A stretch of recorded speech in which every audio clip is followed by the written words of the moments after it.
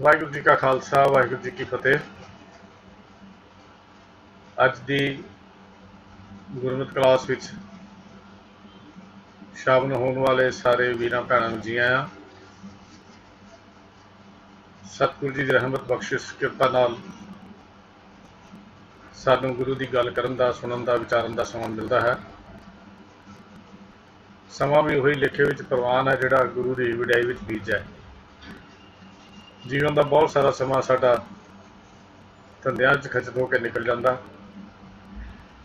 ਪਰ ਉਹ ਸਮਾਂ ਜਿਹੜਾ ਗੁਰੂ ਦੀ ਕੀਰਤ ਵਡਿਆਈ ਉਹਦੀ ਯਾਦ ਵਿੱਚ ਬੀਤਦਾ ਹੈ ਉਹ ਪ੍ਰਵਾਨ ਹੈ। ਜਿਸ ਤਰ੍ਹਾਂ ਆਪ ਜੀ ਨੂੰ ਪਤਾ ਹੀ ਹੈ ਕਿ ਹਰ ਸੋਮਵਾਰ ਸਾਡਾ ਸਵਾਲ ਜਵਾਬ ਦਾ ਸੈਸ਼ਨ ਹੁੰਦਾ। ਆਪ ਜੀ ਵੱਲੋਂ ਪੁੱਛੇ ਹੋਏ ਸਵਾਲਾਂ ਦੇ ਜਵਾਬ ਉਹ ਦਿੱਤੇ ਜਾਂਦੇ ਹਨ ਪੈਨਲ ਵੱਲੋਂ। ਮੰਗਲਵਾਰ ਤੋਂ ਸਿੱਧ ਗੋਸ਼ਟ ਦੀ ਵਿਚਾਰ ਸ਼ੁਰੂ ਹੁੰਦੀ ਹੈ, 3 ਦਿਨ ਉਹ ਚੱਲਦੀ ਹੈ। ਸ਼ੁੱਕਰਵਾਰ ਫਿਰ ਗੁਰਬਾਣੀ ਵਿਆਕਰਨ, ਸ਼ਨੀਚਰਵਾਰ ਵੀ ਗੁਰਬਾਣੀ ਵਿਆਕਰਨ, ਸੰਡੇ ਲੈਕਚਰ ਅਤੇ ਮੰਡੇ ਫਿਰ ਸਵਾਲ ਜਵਾਬ। ਇਸ ਤਰ੍ਹਾਂ ਇਹ ਕੜੀ ਜਿਹੜੀ ਹੈ ਲਗਾਤਾਰ ਚੱਲ ਰਹੀ ਹੈ। ਅੱਜ ਦਾ ਅਸੀਂ ਸਵਾਲ ਜਵਾਬ ਸੈਸ਼ਨ ਸ਼ੁਰੂ ਕਰਦੇ ਹਾਂ, ਕਿਉਂਕਿ ਇਹ ਸਵਾਲ ਜਵਾਬ ਸੈਸ਼ਨ ਦੀ ਜ਼ਿੰਮੇਵਾਰੀ ਵੀਰ ਜੀ ਸਾਹਿਬ ਰਾਜਾ ਸਿੰਘ ਜੀ ਕੋਲ ਹੈ। ਮੈਂ ਉਹਨਾਂ ਨੂੰ ਬੇਨਤੀ ਕਰਾਂਗਾ ਕਿ ਅੱਜ ਦਾ ਇਹ ਸੈਸ਼ਨ ਸਵਾਲ ਜਵਾਬ ਦਾ ਸ਼ੁਰੂ ਕਰਨ ਦੀ। ਵਾਹਿਗੁਰੂ ਜੀ ਕਾ ਖਾਲਸਾ ਵਾਹਿਗੁਰੂ ਜੀ ਕੀ ਫਤਿਹ। ਸਤਿਨਾਮ ਕਰਤਾ ਪੁਰਖ ਨਿਰਭਉ ਨਿਰਵੈਰ ਅਕਾਲ ਮੂਰਤ ਅਜੂਨੀ ਸੈਭੰ ਗੁਰ ਪ੍ਰਸਾਦ ਇਕ ਓੰਕਾਰ ਸਤਿਨਾਮ ਕਰਤਾ ਪੁਰਖ ਨਿਰਭਉ ਨਿਰਵੈਰ ਅਕਾਲ ਮੂਰਤ ਅਜੂਨੀ ਸੈਭੰ ਗੁਰ ਪ੍ਰਸਾਦ। ਵਾਹਿਗੁਰੂ ਵਾਹਿਗੁਰੂ ਵਾਹਿਗੁਰੂ ਵਾਹਿਗੁਰੂ ਵਾਹਿਗੁਰੂ ਵਾਹਿਗੁਰੂ। ਵਾਹਿਗੁਰੂ ਜੀ ਕਾ ਖਾਲਸਾ ਵਾਹਿਗੁਰੂ ਜੀ ਕੀ ਫਤਿਹ। ਅੱਜ ਦੇ ਸੈਸ਼ਨ ਵਿੱਚ ਸਾਰੀ ਸੰਗਤ ਦਾ ਸਵਾਗਤ ਹੈ ਜੀ। ਤੋ ਅੱਜ ਜਿਸ ਤਰ੍ਹਾਂ ਵੀਰ ਜੀ ਨੇ ਦੱਸਿਆ, ਉਹ ਸਾਨੂੰ ਪਤਾ ਹੈ ਹਰ ਮੰਡੇ ਕੁਐਸਚਨ ਆਨਸਰ ਜੋ ਆਪ ਜੀ ਸਵਾਲ ਭੇਜਦੇ ਹੋ ਉਹਨਾਂ ਦਾ ਉੱਤਰ ਦੇਣ ਦੀ ਕੋਸ਼ਿਸ਼ ਕੀਤੀ ਜਾਂਦੀ ਹੈ। ਇਸ ਤੋਂ ਪਹਿਲਾਂ ਐਤਵਾਰ ਕਲਾਸ ਤੋਂ ਬਾਅਦ ਜਿਹੜੇ ਪੈਨਲ ਦੇ ਮੈਂਬਰ ਨੇ ਉਹ ਆਪਾਂ ਰਲ ਕੇ ਜਿੰਨੇ ਕੁਐਸਚਨ ਆਏ ਹੁੰਦੇ ਨੇ ਉਹਨਾਂ ਨੂੰ ਡਿਸਕਸ ਕਰਦੇ ਹਾਂ ਤਾਂ ਹੋਰ ਵਿਚਾਰ ਸਾਂਝੀ ਕਰਕੇ ਉੱਤਰ ਜਿਹੜਾ ਉਹ ਘੜਿਆ ਜਾਂਦਾ। ਤੋ ਜਿਸ ਤਰ੍ਹਾਂ ਹਰ ਵਾਰੀ ਬੇਨਤੀ ਕਰੀਦੀ ਹੈ ਕਿ ਆਪਾਂ ਕਿਉਂਕਿ ਸਾਰੇ ਸਿੱਖਿਆਰਥੀ ਹਾਂ ਤੇ ਇਸ ਦਾ ਮਤਲਬ ਇਹ ਨਹੀਂ ਕਿ ਜੋ ਉੱਤਰ ਆ ਗਿਆ ਉਹ ਬਿਲਕੁਲ ਸਹੀ ਹੈ। ਸਾਡੀ ਕੋਸ਼ਿਸ਼ ਹੈ ਕਿ ਉੱਤਰ ਜਿਹੜਾ ਉਹ ਗੁਰਮਤਿ ਅਨੁਕੂਲ, ਰਹਿਤ ਮਰਿਆਦਾ ਅਨੁਕੂਲ ਔਰ ਗੁਰੂ ਗ੍ਰੰਥ ਸਾਹਿਬ ਦੀ ਭਾਵਨਾ ਦੇ ਅਨੁਸਾਰ ਦਿੱਤਾ ਜਾਏ। ਫਿਰ ਵੀ ਜਿਹੜੀਆਂ ਗਲਤੀਆਂ ਰਹਿ ਜਾਣ ਤਾਂ ਉਹਦੇ ਲਈ ਸੰਗਤ ਜਿਹੜੀ ਹੈ ਉਹ ਕਾਮਤੇਨ ਹੈ ਔਰ ਸੰਗਤ ਫਿਰ ਦੁਬਾਰਾ ਅਗਰ ਉਸ ਕੁਐਸਚਨ ਦੀ ਕਲੈਰੀਫਿਕੇਸ਼ਨ ਲੈਣੀ ਹੋਵੇ ਜਾਂ ਉਹਦੇ 'ਚ ਕੋਈ ਐਡੀਸ਼ਨ ਕਰਨੀ ਹੋਵੇ ਤਾਂ ਕਿਰਪਾ ਕਰਕੇ ਦੁਬਾਰਾ ਸਵਾਲ ਭੇਜਿਆ ਜਾ ਸਕਦਾ। ਤੋ ਇਹ ਪਲੇਟਫਾਰਮ ਵਾਹਿਗੁਰੂ ਜੀ ਨੇ ਸਾਨੂੰ ਦਿੱਤਾ ਕਿਉਂਕਿ ਇੱਕ ਤੇ 2-11 ਹੁੰਦੇ ਨੇ ਤੇ ਇੱਥੇ ਤਾਂ ਮਹਾਰਾਜ ਨੇ ਕਿਰਪਾ ਕਰਕੇ ਬਹੁਤ ਸਾਰੀ ਸੰਗਤ ਜਿਹੜੀ ਹੈ ਇਸ ਪਲੇਟਫਾਰਮ ਤੇ ਦਿੱਤੀ ਹੈ। ਤੋ ਮਿਲ ਕੇ ਹੀ ਵਿਚਾਰਾਂ ਜਿਹੜੀਆਂ ਹੋ ਸਕਦੀਆਂ। ਜਿਹੜੀ ਸੰਗਤ ਦੀ ਪ੍ਰਥਾ ਉਹ ਗੁਰੂ ਸਾਹਿਬਾਨ ਨੇ ਇਸੇ ਕਰਕੇ ਸ਼ਾਇਦ ਚਲਾਈ ਸੀ ਕਿ ਅਸੀਂ ਰਲ ਮਿਲ ਕੇ ਗਿਆਨ ਜਿਹੜਾ ਉਹ ਸਾਂਝਾ ਕਰੀਏ। ਤੋ ਆਓ ਆਪਾਂ ਇਸ ਦਾ ਵੱਧ ਤੋਂ ਵੱਧ ਲਾਭ ਉਠਾਉਣਾ। ਤੋ ਅੱਜ ਜਿਹੜੇ ਸਵਾਲ ਆਪਾਂ ਡਿਸਕਸ ਕਰਨੇ ਨੇ ਮੈਂ ਉਹਨਾਂ ਵੱਲ ਚੱਲਦਾ। ਉਸ ਤੋਂ ਪਹਿਲਾਂ ਮੈਂ ਜਿਹੜੇ ਪੈਨਲ ਦੇ ਮੈਂਬਰਸ ਨੇ ਵੀਰ ਹਰਜੀਤ ਸਿੰਘ ਜੀ ਨੇ ਸੰਗਤ ਨੂੰ ਫਤਿਹ ਬੁਲਾਈ ਹੈ, ਬਾਕੀਆਂ ਨੂੰ ਬੇਨਤੀ ਕਰ ਰਹੇ ਹਾਂ ਕਿ ਆਉਣਗੇ ਸੰਗਤ ਨੂੰ ਫਤਿਹ ਬੁਲਾਉਣਗੇ।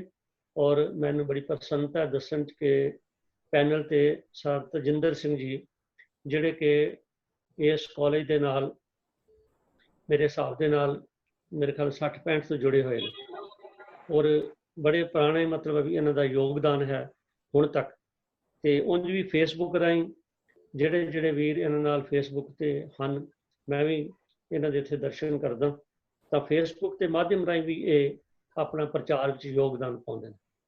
तो सानू खुशी है कि ये आस्ट्रेलिया ने अजकल और साडे नाल जुड़े ने पिछले कुछ दिनों तो इन्होंने बेनती की सी भी तुसी भी इस पैनल ते आके सानू अगवाई करो तो उन्होंने साडी बेनती जिथे मन्नी है कल जिहड़ी साडी डिस्कशन हुई है उहदे च भी उन्होंने शमूलीयत की सी। मैं सब तो पहला सर तजिंदर सिंह ने बेनती करांगा कि संगत के सामने वो फतेह सांझी करन जी। वीर तजिंदर सिंह। वाहिगुरू जी का खालसा वाहिगुरू जी की फतेह। हालांकि आस्ट्रेलिया विच टाइम जिहड़ा हैगा वो इंडिया तो भी काफ़ी पिछे है पर फिर भी मतलब कि आलमोस्ट अद्धी रात है तो ये फिर भी नाल जुड़े ने इन्हां दा एक बारी फिर धन्नवाद है जी। तो MP सिंह जी दिल्ली तो उन्होंने बेनती है भी सांझी करनगे। वाहिगुरू जी का खालसा प्रिंसीपल सुरिंदर सिंह जी आनंदपुर साहब तो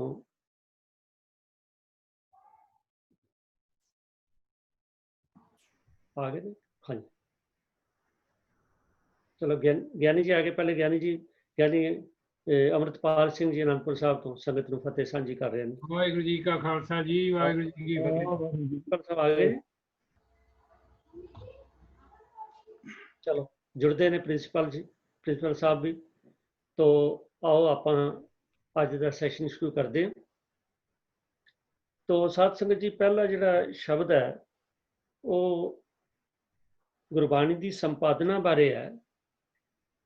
धन गुरु अर्जन साहब सच्चे पातशाह जी ने जिस वे बाणी उन्होंने को पहुंची जिस तरह आप पहले इतिहास पढ़ते हैं कि धन गुरु नानक पातशाह जी ने जिस वे गुरता गद्दी की जिम्मेवारी दूसरे गुरु साहबान को दी तो उन्होंने वो जी पोथी भाव जिथे जिहड़ियां रचनावां गुरु साहब जी दियां और जिहड़ियां उन्होंने होर एकत्र कीतियां सी बाकी भगत साहबान दियां उन्हां सारियां नूं एक संग्रह जिहड़ा है वो गुरु अंगद साहब जी की झोली पाया और गुरु अंगद साहब जी ने अपने 63 श्लोक उन्होंने ऐड करके गुरु अमरदास जी को और इस तरह ये तीजे तो चौथे और चौथे तो पंजवें पातशाह जी तक पहुंची। तो पंजवें पातशाह जी ने जिहड़ी अपनी रचना सीगी वो भी विच शामिल करके तो फिर इन्हें एक बड़ी वधिया तरतीब दी जिहड़ी आपां गाए बगाए अगे पिछे भी विचारते हैं कि एडी वधिया एडिटिंग है जिहदी अज तक मिसाल नहीं मिली है तो ना ही किसी ने कॉपी की है कि हर शब्द जिहड़ा उहदे लई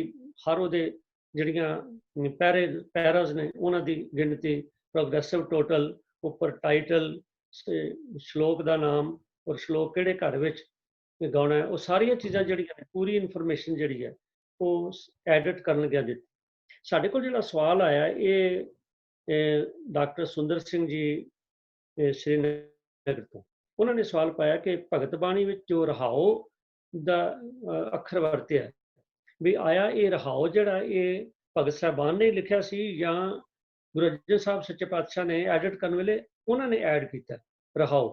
एक बड़ा जरूरी सवाल है तो मैं बेनती करांगा सा हरजीत सिंह जी भी कृपा करके इसका उत्तर दें जी। वाहिगुरू जी का खालसा वाहिगुरू जी की फतेह। भगत बाणी भगत रविदास जी की बाणी भगत कबीर जी की बाणी बाबा फरीद जी की बाणी सतगुरु गुरु नानक देव महाराज ने ये बाणी एकत्र की और ये बाणी दीयां पोथियां जिहड़ियां सन गुरु पातशाह जी ने गुरुगद्दी की जिम्मेवारी जो गुरु अंगद देव पातशाह को दी तो उन्होंने दे दित्तियां। इस तरह पोथियां सैंचियां गुरु पातशाह गुरु अर्जन देव महाराज तक पहुँचियां। गुरु साहब जी ने जदों साहिब श्री गुरु ग्रंथ साहब महाराज की संपादना की गुरु ग्रंथ साहब जी लिखवाए भाई गुरदास जी पासों तो उस वेले समाप्ति तो बाद गुरु पातशाह जी ने सारी बाणी की तरतीब जिहड़ी सी बनाई। जिस राग के शब्द भगतां दे सन उन्हां रागां विच उन्हां नूं शामिल किया क्योंकि अंकां दे वेरवे अंकां दे जोड़ जिहड़े हन उस मुताबक लगे हुए हैं। तो ये गुरु साहब जी ने उन्हां दे शब्दां दे अंदर कोई तरमीम नहीं की। जिहड़े शब्द उन्होंने इकट्ठे किए सन उन्होंने एज इट इज शामिल किया। सिर्फ उपरले सिरलेख जिहड़े हैं जो किहड़े राग का शब्द है किहड़ा उहदा घर विच है जिस तरह के शब्द जिस राग में सन उन्होंने दर्ज किया। तो ये रहाओ दीयां पंक्तियां जो भगत बाणी दे विच भी हैं ये भगतां वालों ही उचारण कीतियां होईयां क्योंकि शामिल ही गुरु ग्रंथ साहब चों बाणी की गई जिहड़ी बाणी प्रवान सी जिहड़ी बाणी दूसरी जिहड़ी बाणी प्रवान ही नहीं हुई जिहड़ी अचना प्रवान नहीं हुई उन्होंने बाणी का दर्जा नहीं दिता गया। तो जिस नूं बाणी का दर्जा मिलिया इस वास्ते वो बाणी श्री गुरु ग्रंथ साहब दे विच ਗੁਰੂ ਅਰਜਨ ਦੇਵ ਮਹਾਰਾਜ ਨੇ ਉਸੇ ਬਾਣੀ ਨੂੰ ਸ਼ਾਮਲ ਕੀਤਾ। ਇਸ ਢੰਗ ਨਾਲ ਗੁਰੂ ਸਾਹਿਬ ਜੀ ਨੇ ਬਾਕੀ ਸਾਰੇ ਸੰਪਾਦਨਾ ਕਰਨ ਦੇ ਵੇਲੇ ਉਹਦੇ ਸਿਰਲੇਖ ਉਹ ਸਾਰੇ ਆਪ ਲਾਏ, ਪਰ ਜੋ ਮੂਲ ਸ਼ਬਦ ਸੀ ਉਹਦੇ ਵਿੱਚ ਕੋਈ ਤਰਮੀਮ ਨਹੀਂ ਕੀਤੀ। ਤੁਰਹਾਉ ਦੀਆਂ ਪੰਕਤੀਆਂ ਭਗਤ ਸਾਹਿਬਾਨ ਨੇ ਹੀ ਇਸਤੇਮਾਲ ਕੀਤੀਆਂ ਹਨ। ਵਾਹਿਗੁਰੂ ਜੀ ਕਾ ਖਾਲਸਾ, ਵਾਹਿਗੁਰੂ ਜੀ ਕੀ ਫਤਿਹ। ਤੋ ਰਹਾਉ ਦੀਆਂ ਰਹਾਉ ਜਿਹੜਾ ਅੱਖਰ ਹੈ ਇਹ ਐ ਸੱਚ ਜਿਉਂ ਹੀ ਭਗਤ ਸਾਹਿਬਾਨ ਨੇ ਲਿਖਿਆ, ਭਾਵ ਇਹ ਹੈ ਕਿ ਕਿਸੇ ਬਾਣੀ 'ਚ ਕੋਈ ਤਬਦੀਲੀ ਨਹੀਂ ਕੀਤੀ, ਸਵਾਏ ਐਡੀਟਿੰਗ ਪਰਪਸ ਜਿਹੜਾ ਉੱਪਰ ਟਾਈਟਲ ਦੇਣਾ ਹੈ ਜਾਂ ਜਿਹੜਾ ਕੋਈ ਥੱਲੇ ਜੋੜ ਸ਼ਬਦ ਜੋੜ ਵਗੈਰਾ। ਤੋ ਇਹ ਵੀਰ ਜੀ ਨੇ ਇਹਦਾ ਜਵਾਬ ਦਿੱਤਾ ਔਰ ਇਹ ਬੜਾ ਅਹਿਮ ਮਸਲਾ ਸੀਗਾ। ਤੇ ਇਸੇ ਦੇ ਨਾਲ ਕਿਉਂਕਿ ਗੁਰਬਾਣੀ ਜਿਹੜੀ ਹੈ ਇਹਨੂੰ ਸਮਝਣ ਲਈ ਬੜਾ ਸਮਾਂ ਵੀ ਚਾਹੀਦਾ ਹੈ ਔਰ ਬੜੀ ਉਹਦੇ ਲਈ ਸਾਨੂੰ ਕਮਿਟਮੈਂਟ ਚਾਹੀਦੀ ਬਾਣੀ, ਕਿਉਂਕਿ ਸਾਡੇ ਕੋਲ ਐਡਾ ਬਾਣੀ ਦਾ ਤਗੜਾ ਖਜ਼ਾਨਾ ਹੋਣ ਦੇ ਬਾਵਜੂਦ ਜੇਕਰ ਸਾਡੀ ਕੌਮ ਅਜੇ ਵੀ ਪਿੱਛੇ ਹੈ ਤੇ ਉਹਦੇ ਕਾਰਨ ਇਹੀ ਹੈ ਕਿ ਅਸੀਂ ਬਾਣੀ ਨੂੰ ਕੇਵਲ ਪੂਜਾ ਦਾ ਸਾਧਨ ਬਣਾਇਆ ਜਾਂ ਪੜ੍ਹਨ ਦਾ ਸਾਧਨ ਬਣਾਇਆ ਬਹੁ ਗਿਣਤੀ। ਤੋ ਜੇਕਰ ਅਸੀਂ ਨੂੰ ਸੱਚਮੁੱਚ ਬਾਣੀ ਨੂੰ ਕਮਿਟਡ ਹੋ ਕੇ ਸੁਣੀਏ, ਸਮਝੀਏ ਔਰ ਉਹਨੂੰ ਜੀਵਨ 'ਚ ਲਾਗੂ ਕਰੀਏ ਤਾਂ ਇੱਕ ਬਹੁਤ ਵਧੀਆ ਸਮਾਜ ਜਿਹੜਾ ਜੋ ਗੁਰੂ ਨਾਨਕ ਸਾਹਿਬ ਜੀ ਨੇ ਚਿਤਰਿਆ ਸੀ ਉਹ ਇਸ ਵੇਲੇ ਸਾਡੇ ਸਾਹਮਣੇ ਬਣ ਸਕਦਾ ਹੁਣ ਵੀ। ਤੋ ਇਹਦੇ ਲਈ ਹਰ ਉਪਰਾਲਾ ਹੋਣਾ ਚਾਹੀਦਾ। ਤੋ ਜਿਨ੍ਹਾਂ ਦੇ ਮਨ 'ਚ ਇਹੋ ਜਿਹੇ ਸਵਾਲ ਆਉਂਦੇ ਨੇ ਇਹ ਵੀ ਬੜੀ ਚੜ੍ਹਦੀ ਕਲਾ ਦਾ ਪ੍ਰਤੀਕ ਹੈ ਕਿ ਸਾਨੂੰ ਬਾਣੀ ਨੂੰ ਸਹੀ ਮਾਇਨਿਆਂ ਵਿੱਚ ਔਰ ਸਹੀ ਅਰਥਾਂ ਵਿੱਚ ਸਮਝਣ ਦਾ ਸਾਡੇ ਮਨ ਵਿੱਚ ਸ਼ੌਂਕ ਹੈ। ਤੋ ਇਹੋ ਜਿਹਾ ਇੱਕ ਸਵਾਲ ਹੋਰ ਸਾਧ ਸੰਗਤ ਜੀ ਸਾਡੇ ਸਾਹਮਣੇ ਆਇਆ, ਉਹ ਹੈ ਗੁਰਬਾਣੀ ਦੇ ਉਚਾਰਨ ਬਾਰੇ। ਕਿਉਂਕਿ ਜਿਹੜੀ ਗੁਰਬਾਣੀ ਹੈ ਸ੍ਰੀ ਗੁਰੂ ਗ੍ਰੰਥ ਸਾਹਿਬ ਜੀ ਦੇ ਵਿੱਚ ਜਿਤਨੀ ਬਾਣੀ ਦਰਜ ਹੈ ਇਹਦੇ 'ਚ 14 ਬੋਲੀਆਂ ਨੇ। ਤੋ ਵੱਖ-ਵੱਖ ਬੋਲੀਆਂ ਹੋਣ ਕਰਕੇ ਸਾਡੀ ਇਹ ਕਮਿਟਮੈਂਟ ਔਰ ਸਾਡੀ ਜਿਹੜੀ ਹੈ ਕੰਸਨਟ੍ਰੇਸ਼ਨ ਹੋਰ ਜ਼ਿਆਦਾ ਮੰਗਦੀ ਹੈ, ਕਿਉਂਕਿ ਡਿਫਰੈਂਟ ਬਾਣੀਆਂ ਨੇ, ਡਿਫਰੈਂਟ ਬੋਲੀਆਂ ਨੇ ਔਰ ਉਹਨਾਂ ਬੋਲੀਆਂ ਦੇ ਉਚਾਰਨ ਜਿਸ ਤਰ੍ਹਾਂ ਕਿ ਜਿਹੜੇ ਗੁਰਬਾਣੀ ਉਚਾਰਨ ਵਾਲੇ ਮਾਹਰ ਨੇ ਉਹ ਹਰ ਹਫ਼ਤੇ ਸਾਡੇ ਨਾਲ ਸਾਂਝਾ ਕਰਦੇ ਨੇ ਕਿ ਬਾਹਰ ਦੀਆਂ ਬੋਲੀਆਂ ਭਾਵ ਜਿਹੜੀ ਦੂਜੀਆਂ ਬੋਲੀਆਂ ਵਿੱਚ ਸ਼ਬਦ ਆਏ ਨੇ ਉਹਨਾਂ ਨੂੰ ਕਿਵੇਂ ਰੱਖਿਆ, ਉਹਨਾਂ ਦੀਆਂ ਮਾਤਰਾ ਦਾ ਕਿਵੇਂ ਖਿਆਲ ਰੱਖਿਆ। ਇਹ ਸਾਰੀਆਂ ਗੱਲਾਂ ਜਿਹੜੀਆਂ ਨੇ ਇਹ ਧਿਆਨ ਮੰਗਦੀਆਂ ਨੇ। ਤੋ ਇਸੇ ਤਰ੍ਹਾਂ ਦਾ ਇੱਕ ਅਗਲਾ ਸਵਾਲ ਜਿਹੜਾ ਉਹ ਸਾਡੇ ਕੋਲ ਕੁਲਦੀਪ ਸਿੰਘ ਜੀ ਫਿਰੋਜ਼ਪੁਰ ਤੋਂ ਉਹ ਪੁੱਛਦੇ ਨੇ ਕਿ ਸ੍ਰੀ ਗੁਰੂ ਗ੍ਰੰਥ ਸਾਹਿਬ ਜੀ ਦੇ ਪੰਨਾ 1326 ਤੇ ਕਲਿਆਣ ਮਹਿਲਾ 5ਵਾਂ ਪਦਾ 8ਵਾਂ ਨਾਨਕ ਰਾਮ ਰਮ ਰਮ ਰਮ ਰਮ ਰਾਮੈ ਤੇ ਗਤ ਕੀਜੈ। ਇਸ ਵਿੱਚ ਜਿਹੜਾ ਲਫ਼ਜ਼ ਰਮ ਹੈ ਉਹ ਮਾਂ ਨੂੰ ਅੰਕੜ ਵਾਲਾ ਵੀ ਹੈ ਤੇ ਮਾਂ ਮੁਕਤਾ ਵੀ ਹੈ। ਤੇ ਉਹ ਕਹਿੰਦੇ ਨੇ ਵੀ ਇਹਨਾਂ ਦਾ ਕੀ ਫਰਕ ਹੈ, ਵੀ ਕੋਈ ਵੱਖਰੇ ਨੇ। ਤੋ ਇਹਦੇ ਲਈ ਮੈਂ ਬੇਨਤੀ ਕਰ ਰਿਹਾ ਸਾਹ MP ਸਿੰਘ ਜੀ ਨੂੰ ਕਿ ਕਿਰਪਾ ਕਰਕੇ ਇਹਦੇ ਤੇ ਚਾਨਣਾ ਪਾਉਣ ਜੀ। ਸਾਹ MP ਸਿੰਘ।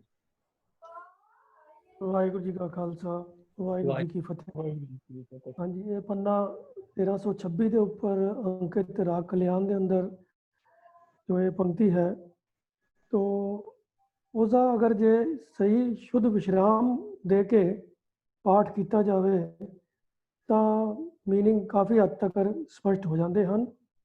तो मैं एक बार इस पंक्ति को विश्राम सहित दोबारा इसका पाठ करता हाँ।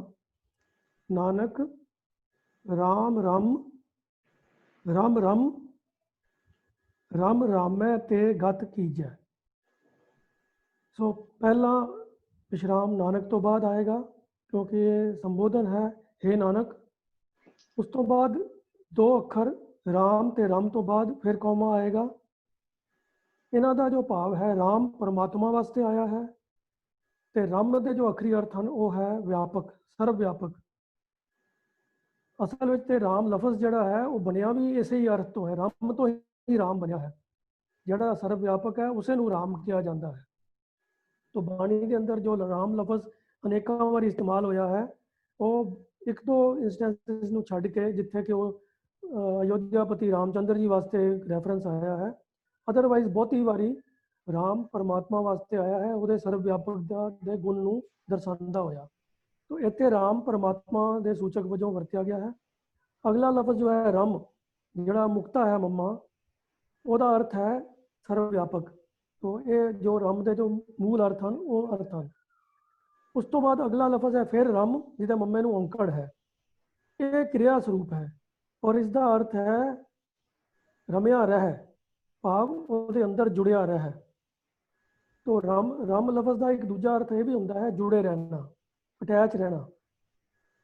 सो ये उस अर्थ के अंदर एक क्रिया के रूप में रम लफज मम्मे तो अंकड़ के नाल आया है, जिहड़ी हुक्मी क्रिया है जिहदा भाव है कि तू उसनूं ਉਹਦੇ ਨਾਲ ਜੁੜਿਆ ਰਿਹਾ, ਉਹਦੇ ਨਾਲ ਉਹਨੂੰ ਚੇਤੇ 'ਚ ਰੱਖ। तो इसका अगला फिर लफ्ज़ है रम, जो मुक्ता है, वो फिर उसे अर्थ च आया है जो सर्वव्यापक परमात्मा के वास्ते है, सर्वव्यापकता के गुण ਨੂੰ ਦਰਸਾਉਂਦਾ ਹੋਇਆ ਰਮ ਲਫ਼ਜ਼ ਹੈ। ਇਸ ਤੋਂ ਬਾਅਦ ਫਿਰ ਲਫ਼ਜ਼ ਰਮ ਹੈ ਜੋ ਮੁਕਤਾ, ਉਹ ਫਿਰ ਸੇਮ ਅਰਥ ਹਨ ਕਿ ਜਿਹੜਾ ਉਹ ਸਰਵਵਿਆਪਕ ਹੈ, ਰਾਮ ਰਾਮੈ। ਹੁਣ ਰਾਮ ਲਫ਼ਜ਼ ਦੇ ਨਾਲ ਦੁਲਾਈਆਂ ਲੱਗ ਕੇ ਤੋਂ ਇਹ ਅਰਥ ਬਣ ਗਿਆ ਕਿ ਰਾਮ ਤੋਂ, ਰਾਮ ਦੇ ਨਾਲ ਜੁੜਨ ਤੋਂ, ਰੱਬ ਰਾਮੈ ਦਾ ਅਰਥ ਹੋ ਗਿਆ ਉਸ ਰਾਮ ਦੇ ਨਾਲ ਜੁੜਨ ਕਰਕੇ ਤੇ ਗਤ ਕੀਜੈ। ਤੇ ਜੇ ਇਹ ਕੰਮ ਕਰ ਲਿਆ ਜਾਏਗਾ ਤੇ ਉੱਥੋਂ ਉੱਚੀ ਅਵਸਥਾ ਪ੍ਰਾਪਤ ਹੋ ਜਾਏਗੀ। तो सारी पंक्ति के अर्थ इउं बने, हे नानक राम रम, परमात्मा दे नाम नू, जो परमात्मा जो सर्वव्यापक है। तो पहले दो अखरां दा अर्थ है जो परमात्मा सर्वव्यापक है, फिर उस तो बाद है रम रम, ऐसे सर्वव्यापक परमात्मा नू तू सिमरदा रह, उहदे नाल जुड़िया रह। फिर रम रामै ते गत कीजै, उस सर्वव्यापक परमात्मा दे ਨਾਲ ਜੁੜਨ ਕਰਕੇ ਹੀ ਜਾਂ ਉਹਦੇ ਤੋਂ ਹੀ ਇਹ ਉੱਚੀ ਅਵਸਥਾ ਪ੍ਰਾਪਤ ਕਰੀ ਜਾ ਸਕਦੀ ਹੈ। ਤੋ ਇਹ ਦਰਪਣ ਦੇ ਅੰਦਰ ਵੀ ਇਸੇ ਤਰੀਕੇ ਦੇ ਨਾਲ ਵਿਸ਼ਰਾਮ ਦੇ ਕੇ ਔਰ ਇਹਨਾਂ ਦੇ ਅਰਥ ਇਸੇ ਤਰੀਕੇ ਦੇ ਨਾਲ ਹੀ ਸਮਝਾਏ ਗਏ ਹਨ। ਜੋ ਉੱਥੇ ਅਗਲੀ ਅਰਥ ਲਿਖੇ ਗਏ ਹਨ ਉਹ ਵੀ ਮੈਂ ਪੜ੍ਹ ਦਿੰਦਾ ਹਾਂ। हे ਨਾਨਕ ਸਦਾ ਵਿਆਪਕ ਰਾਮ ਦਾ ਨਾਮ ਸਿਮਰਦਾ ਰਹੋ, ਵਿਆਪਕ ਰਾਮ ਦੇ ਨਾਮ ਤੋਂ ਹੀ ਉੱਚੀ ਆਤਮਕ ਅਵਸਥਾ ਹਾਸਲ ਕਰ ਸਕਦੀ ਹੈ। तो मेरा ख्याल है कि जे दर्पण तो तुसी इन्हां नूं शुद्ध विश्राम सहित पढ़ोगे तो मीनिंग अपने आप स्पष्ट हो जाएंगे।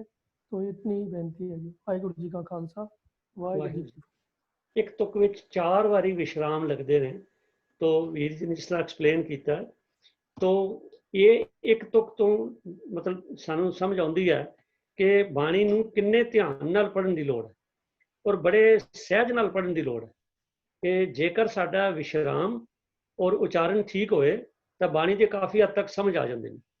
तो जेकर साडा उच्चारण गलत है या खास करके विश्राम गलत लग जाए तो बाणी के अर्थों के अनर्थ हो जाते हैं। तो लोड़ है बाणी नूं बड़ी सहज नाल ते समझ के पढ़न की लोड़ है। ये स्पीड वाली गल नहीं है, मैनूं खिमा करना। जिस तरह के कई बारी आम तौर पर होंदा भी चलो जी खंड पाठां दी लड़ियां चल रही हैं, तो इक्को समय कई खंड पाठ चल रहे हैं, समझ नहीं आती भी किस तरह कोई समझदा होएगा या समझाउंदा होएगा।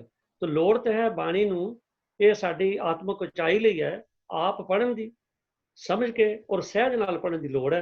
जिस तरह वीर जी ने दस्सिया ये किन्नी बरीकी मंगदी है ये तुक समझण दे लई। धन्नवाद MP सिंह जी दा।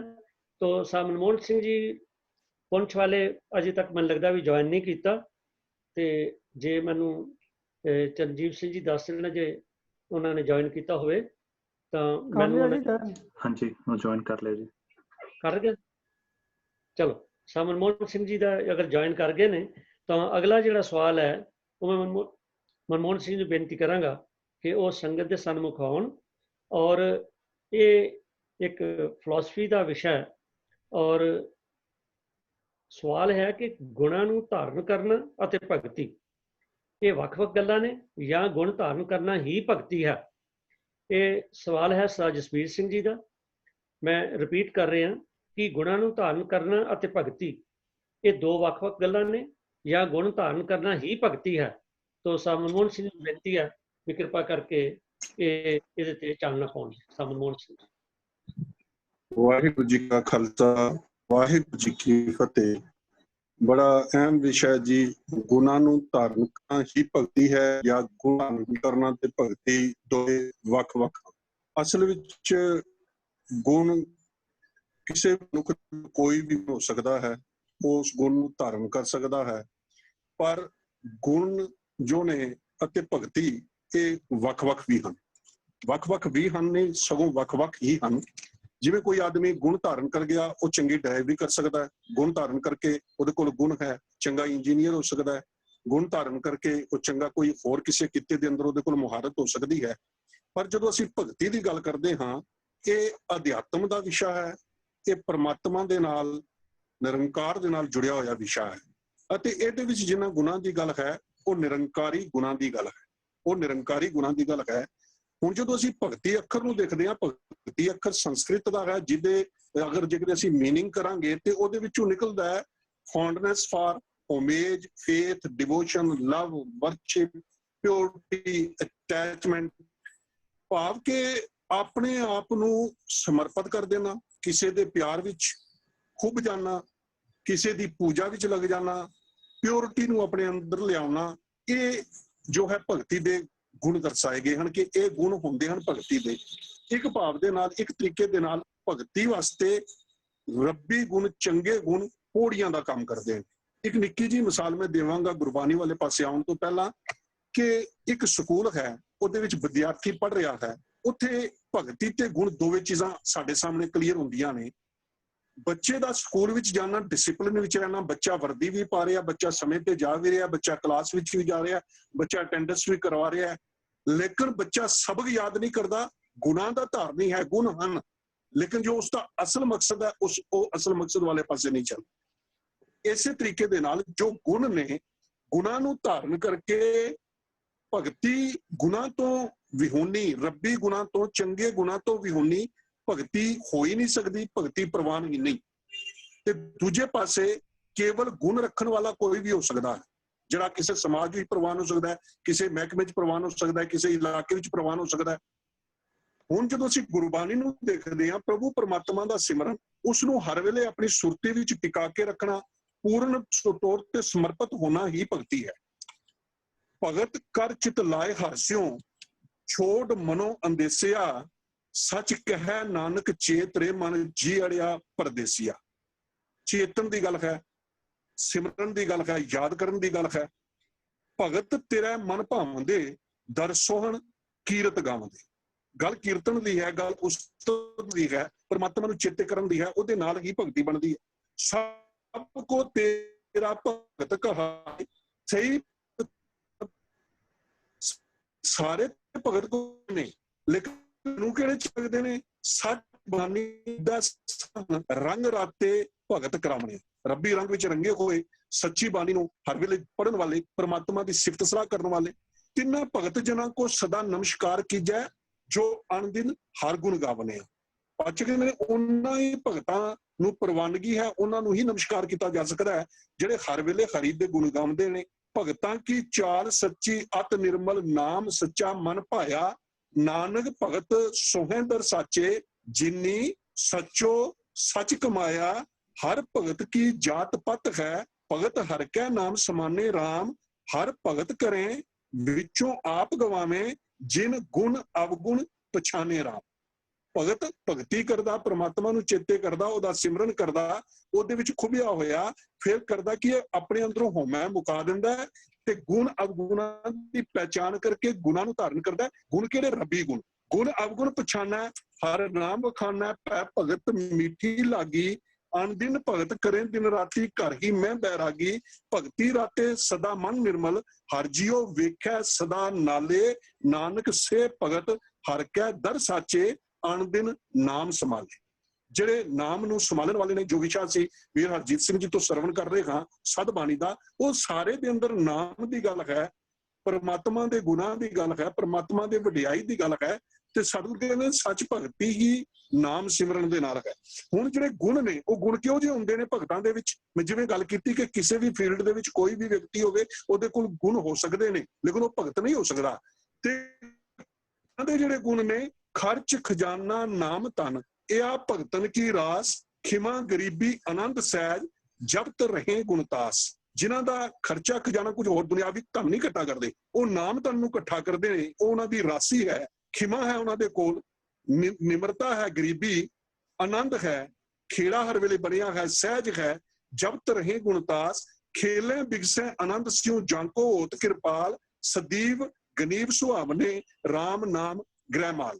ਇਹ ਉਹਨਾਂ ਦੇ ਗੁਣ ਨੇ। ਇਹਨਾਂ ਗੁਣਾਂ ਕਰਕੇ ਭਗਤੀ ਤੋਂ ਬਿਨਾਂ ਜੀਵਨ ਬਿਲਕੁਲ ਵਿਅਰਥ ਹੈ। ਭਾਈ ਰੇ ਭਗਤਹੀਨ ਕਾਇ ਜਗ ਆਇਆ, ਪੂਰੇ ਗੁਰ ਕੀ ਸੇਵਨਾ ਕੀਨੀ ਬਿਰਥਾ ਜਨਮ ਗਵਾਇਆ। ਮਨੁੱਖ ਦੁਨਿਆਵੀ ਗੁਣ ਲੈ ਕੇ ਜੀਵਨ ਨੂੰ ਸਫਲ ਕਰ ਸਕਦਾ ਹੈ, ਦੁਨਿਆਵੀ ਜੀਵਨ ਸਫਲ ਹੋ ਸਕਦਾ ਹੈ, ਲੇਕਿਨ ਪਰਮਾਰਥ ਦੇ ਰੂਪ ਦੇ ਵਿੱਚ ਪਰਮਾਤਮਾ ਦੇ ਦਰ ਦੇ ਉੱਤੇ ਪ੍ਰਵਾਨ ਹੋਣ ਵਾਲਾ ਜੀਵਨ ਜੋ ਹੈ ਉਹ ਸਫਲ ਨਹੀਂ ਹੋਇਆ। ਤੇ ਸਤਿਗੁਰੂ ਕਹਿੰਦੇ ਨੇ ਗੁਰ ਕੀ ਮੱਤ ਤੂੰ ਲੈ ਇਆਨੇ, ਭਗਤ ਬਿਨਾ ਬਹੁ ਡੂਬੇ ਸਿਆਣੇ। ਭਗਤੀ ਤੋਂ ਬਿਨਾ ਡੁੱਬ ਜਾਵੇਗਾ। ਇਸ ਤੋਂ ਭਾਵ ਗੁਣ ਵੱਖਰੇ ਨੇ ਦੁਨਿਆਵੀ, ਭਗਤੀ ਵੱਖਰੀ ਗੱਲ ਹੈ। ਬਿਨ ਗੁਰ ਗੁਣ ਨਾ ਜਾਪਣੀ, ਬਿਨ ਗੁਰ ਭਗਤ ਨਾ ਹੋਏ। ਸਤਿਗੁਰੂ ਕਹਿੰਦੇ ਭਈ ਗੁਰੂ ਤੋਂ ਬਿਨਾ ਧਰਮ ਦੇ ਗੁਣ ਮਨੁੱਖ ਦੇ ਕੋਲ ਨਹੀਂ ਆ ਸਕਦੇ, ਤੇ ਫਿਰ ਬਿਨ ਗੁਣ ਭਗਤ ਨਾ ਹੋਏ। ਰੱਬੀ ਗੁਣਾਂ ਤੋਂ ਬਿਨਾ ਭਗਤੀ ਵੀ ਨਹੀਂ ਹੋ ਸਕਦੀ। ਸਭ ਗੁਣ ਤੇਰੇ ਮੈਂ ਨਾਹੀ ਕੋਏ, ਬਿਨ ਗੁਣ ਕੀਤੇ ਭਗਤ ਨਾ ਹੋਏ।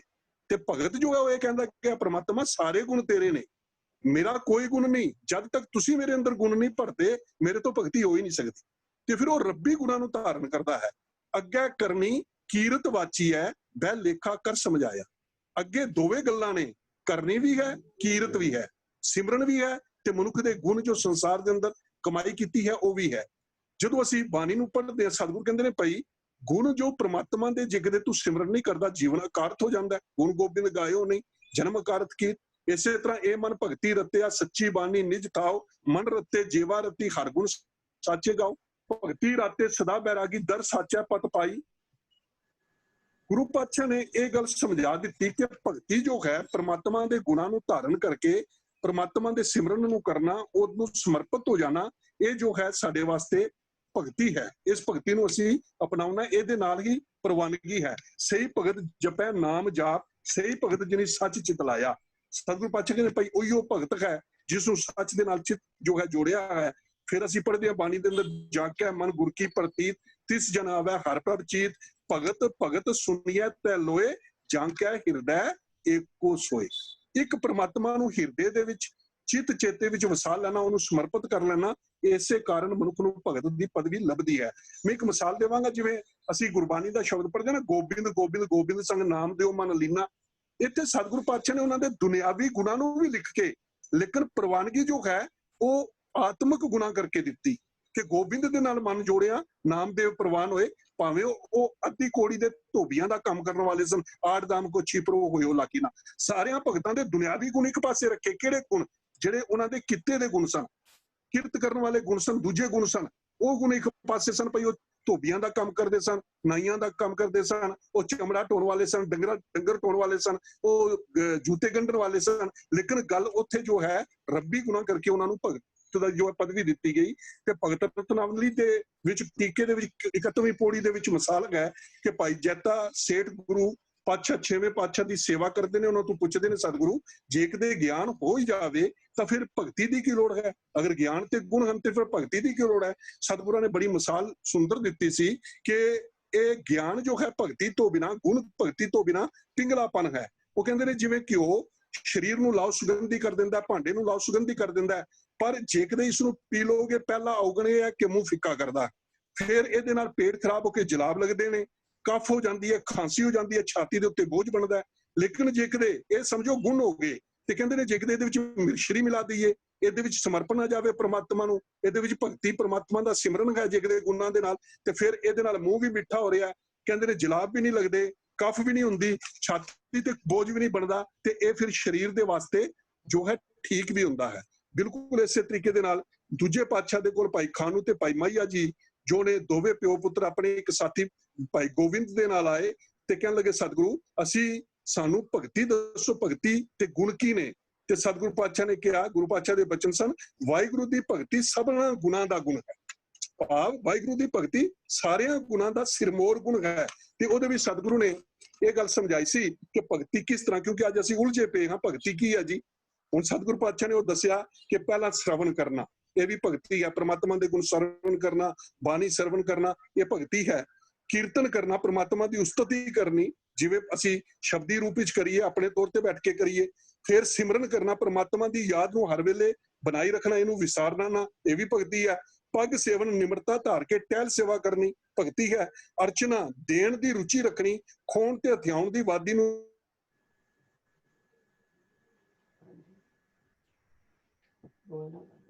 पीछे आवाज करती इंटरनेट प्रॉब्लम है।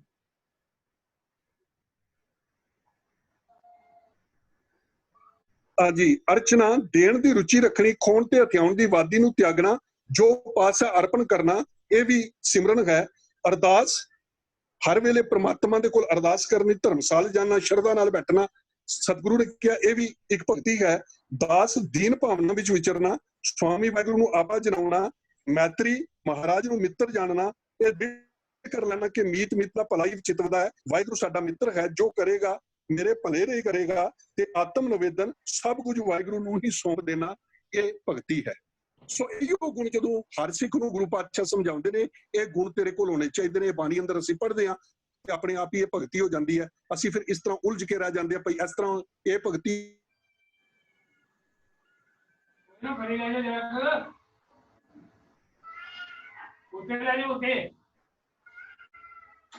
ਜੀ। ਜਿਸ ਤਰ੍ਹਾਂ ਵੀਰ ਜੀ ਦੱਸਿਆ, ਕੋਈ ਕਨੈਕਸ਼ਨ ਪ੍ਰੋਬਲਮ ਆ ਗਈ ਹੈ। ਵੈਸੇ ਵੀ ਇਹ ਵੀਰ ਜੀ ਜੰਮੂ ਆ, ਇਹ ਜਿਹੜਾ ਸਾਡੇ ਸਿਗਨਲਸ ਨੇ ਸ਼ਾਇਦ ਨਹੀਂ ਆਮ ਤੌਰ ਤੇ ਕੱਟਿਆ ਜਾਂਦਾ। ਤਾਂ ਖੈਰ ਫਿਰ ਵੀ ਵੀਰ ਜੀ ਨੇ, ਮਨਮੋਹਨ ਸਿੰਘ ਜੀ ਨੇ ਬੜੇ ਹੀ ਵਿਸਥਾਰ ਸਹਿਤ ਇਸ ਸਵਾਲ ਨੂੰ ਸਮਝਾਇਆ ਹੈ ਕਿ ਕਿਸ ਤਰ੍ਹਾਂ ਸਾਨੂੰ ਦੁਨਿਆਵੀ ਗੁਣ ਵੀ ਜ਼ਰੂਰੀ ਨੇ, ਪਰ ਉਹਦੇ ਨਾਲ ਸਾਨੂੰ ਜਿਹੜੇ ਪਰਮਾਰਥ ਦੇ ਗੁਣ ਨੇ ਉਹ ਵੀ ਧਾਰਨ ਕਰਨੇ ਨੇ। ਤੇ ਅਲਟੀਮੇਟ ਗੇਮ ਇਹੀ ਹੈ ਕਿ ਇੱਕ ਵਧੀਆ ਜੀਵਨ ਦੁਨਿਆਵੀ ਤੌਰ ਤੇ ਜੀਉ ਕੇ, ਪਰਮਾਤਮਾ ਦੀ ਯਾਦ ਵਿੱਚ ਜੀਉ ਕੇ, ਸਿਮਰਨ ਕਰਕੇ ਉਹਦੇ ਨਾਲ ਜੁੜੇ ਰਹਿਣਾ। ਇਹ ਸਤਿਗੁਰੂ ਨੇ ਸਾਨੂੰ ਜਿਹੜਾ ਇਹ ਨਿਰਮਲ ਮਾਰਗ ਦਿਖਾਇਆ ਹੈ, ਜਿੱਥੇ ਇੱਕ ਸਿੱਖ ਨੇ ਚੱਲਣਾ। ਵੀਰ ਜੀ ਬੜੇ ਵਿਸਥਾਰ ਨਾਲ ਦੱਸ ਰਹੇ ਸਨ। ਹੋਰ ਵੀ ਹੋ ਸਕਦਾ ਉਹਨਾਂ ਦੇ ਅਜੇ ਕੁਝ ਬਕਾਇਆ ਰਹਿ ਗਿਆ ਹੋਵੇ, ਤਾਂ ਪਰ ਫਿਰ ਵੀ ਜਿਹੜਾ ਕੁਐਸਚਨ ਹੈ ਉਹਦਾ ਜਵਾਬ ਕਾਫੀ ਹੱਦ ਤੱਕ ਮਿਲ ਗਿਆ ਕਿ ਗੁਣਾਂ ਨੂੰ ਧਾਰਨ ਕਰਨਾ ਅਤੇ ਭਗਤੀ, ਇਹ ਭਾਵੇਂ ਦੋ ਵੱਖ-ਵੱਖ ਨੇ ਪਰ ਬਿਲਕੁਲ ਇੰਟਰਡਿਪੈਂਡੈਂਟ ਨੇ। ਨਾ ਗੁਣਾਂ ਬਗੈਰ ਗੁਜ਼ਾਰਾ ਤੇ ਨਾ ਭਗਤੀ ਬਗੈਰ ਗੁਜ਼ਾਰਾ। ਜੋ ਇੱਕ ਜਿਹੜਾ ਸਿੱਖ ਹੈ ਉਹਦੇ 'ਚ ਗੁਣ ਵੀ ਹੋਣੇ ਚਾਹੀਦੇ ਨੇ। ਭਾਵ ਜੇ ਆਪਾਂ ਦੁਨਿਆਵੀ ਗੱਲ ਲੈ ਲਈਏ ਤੇ ਕੋਈ ਸਿੱਖ ਤੇ ਅਗਰ ਦੁਨਿਆਵੀ ਤੌਰ ਤੇ ਕੋਈ ਐਲੀਗੇਸ਼ਨ ਲੱਗਦਾ ਤੇ ਬੜੀ ਮਾੜੀ ਗੱਲ ਹੈ। ਔਰ ਦੂਜੀ ਗੱਲ ਹੈ, ਜਿਹੜਾ ਮਨੁੱਖ ਪ੍ਰਮਾਤਮਾ ਨਾਲ ਜੁੜਿਆ, ਸਿਮਰਨ ਕਰਨ ਵਾਲਾ ਹੈ, ਉਹਨੂੰ ਉਹਦਾ ਦੁਨਿਆਵੀ ਪੱਖ ਤੇ ਵੈਸੇ ਹੀ ਬੜਾ ਨਿਰਮਲ ਹੁੰਦਾ। ਸੋ ਇਸ ਕਰਕੇ ਇਹ ਮੈਂ ਤਾਂ ਬੇਨਤੀ ਕੀਤੀ ਹੈ, ਦੋ ਵੱਖ-ਵੱਖ ਹੁੰਦੇ ਵੀ ਇੱਕ ਚੀਜ਼ ਨੇ। ਜਿਵੇਂ ਗਿਆਨ ਤੇ ਧਿਆਨ ਦੋਨੋਂ ਜ਼ਰੂਰੀ ਨੇ, ਇਸੇ ਤਰ੍ਹਾਂ ਗੁਣ ਤੇ ਪ੍ਰਭੂ ਦੀ ਭਗਤੀ ਭਾਵ ਨਾਮ ਸਿਮਰਨ ਜਿਹੜਾ ਉਹ ਬੜੀ ਜ਼ਰੂਰੀ ਹੈ। ਤੋ ਵੀਰ ਜੀ ਬੜੇ ਵਿਸਥਾਰ ਨਾਲ ਦੱਸਿਆ। ਤੋ ਸੰਗਤ ਪਾਸੋਂ ਖਿਮਾ ਮੰਗਦੇ ਹਾਂ ਕਿ ਇੰਟਰਨੈਟ ਦੀ ਪ੍ਰੋਬਲਮ ਕਰਕੇ ਵਿੱਚੇ ਛੱਡਣਾ ਪੈ ਗਿਆ। ਤੋ ਆਓ ਆਪਾਂ ਅਗਲੇ ਸਵਾਲ ਵੱਲ ਚੱਲਦੇ ਹਾਂ। ਤੋ ਸਾਧ ਸੰਗਤ ਜੀ, ਆਮ ਤੌਰ ਤੇ ਅਸੀਂ ਦੇਖਦੇ ਹਾਂ ਕਿ ਜਿੰਨਾ ਇਹ ਸੋਸ਼ਲ ਮੀਡੀਆ ਵੀ ਇਹਦਾ ਫਾਇਦਾ ਵੀ ਹੈ, ਇਹਦੇ ਕੁਝ ਨੁਕਸਾਨ ਵੀ ਨੇ। ਜੋ ਕਿਸੇ ਦਾ ਮਨ ਆਵੇ ਉਹ ਤੇ ਲਿਖ ਦਿੰਦਾ, ਔਰ ਕਈ ਤਰ੍ਹਾਂ ਦੇ ਕਨਫਿਊਜ਼ਨ ਜਿਹੜੇ ਨੇ ਉਹ ਸਾਡੀ ਮਰਿਆਦਾ ਬਾਰੇ ਜਾਂ ਕਈ ਹੋਰ ਧਾਰਾਵਾਂ ਬਾਰੇ ਜਿਹੜੇ ਨੂੰ ਪੈਦਾ ਕੀਤੇ ਜਾ ਰਹੇ ਨੇ। ਇਸੇ ਤਰ੍ਹਾਂ ਦਾ ਇੱਕ ਜੋ ਕਨਫਿਊਜ਼ਨ ਚੱਲ ਰਿਹਾ ਨਿਤਨੇਮ ਦੀਆਂ ਬਾਣੀਆਂ ਬਾਰੇ, ਕਿ ਆ ਨਿਤਨੇਮ ਦੀਆਂ ਬਾਣੀਆਂ ਕਿਹੜੀਆਂ ਨੇ। ਤੋ ਭੈਣ ਗੁਰਚਰਨ ਕੌਰ ਜੀ US ਤੋਂ ਨੇ, ਇਹਨਾਂ ਨੇ ਇਹ ਸਵਾਲ ਭੇਜਿਆ ਸੀ। ਪਹਿਲੇ ਤਾਂ ਇਹਨਾਂ ਤੋਂ ਖਿਮਾ ਮੰਗਦੇ ਹਾਂ ਕਿ ਇਹ ਸਵਾਲ ਜਿਹੜਾ ਇਹ ਪਿਛਲੇ ਹਫਤੇ ਨਹੀਂ ਲਿਆ ਗਿਆ, ਤੋ ਅੱਜ ਅਸੀਂ ਲੈ ਰਹੇ ਹਾਂ।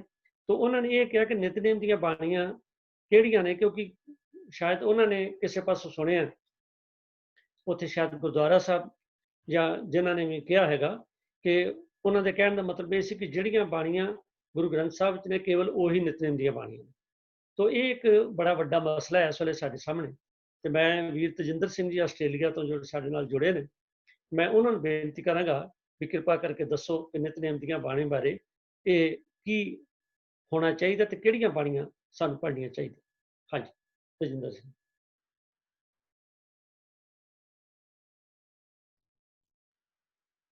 ਜਿਹੜਾ ਭੈਣ ਜੀ ਨੇ ਸਵਾਲ ਪੁੱਛਿਆ ਹੈ, ਅਸੀਂ ਕਿਉਂਕਿ ਪੰਥਕ ਤੌਰ ਦੇ ਉੱਪਰ ਸਾਡੀ ਜ਼ਿੰਮੇਵਾਰੀ ਹੈ, ਅਸੀਂ ਜੋ ਵੀ ਸੇਧ ਲੈਣੀ ਹੈ ਉਹ ਸਿੱਖ ਰਹਿਤ ਮਰਿਆਦਾ ਤੋਂ ਲੈਣੀ ਹੈ।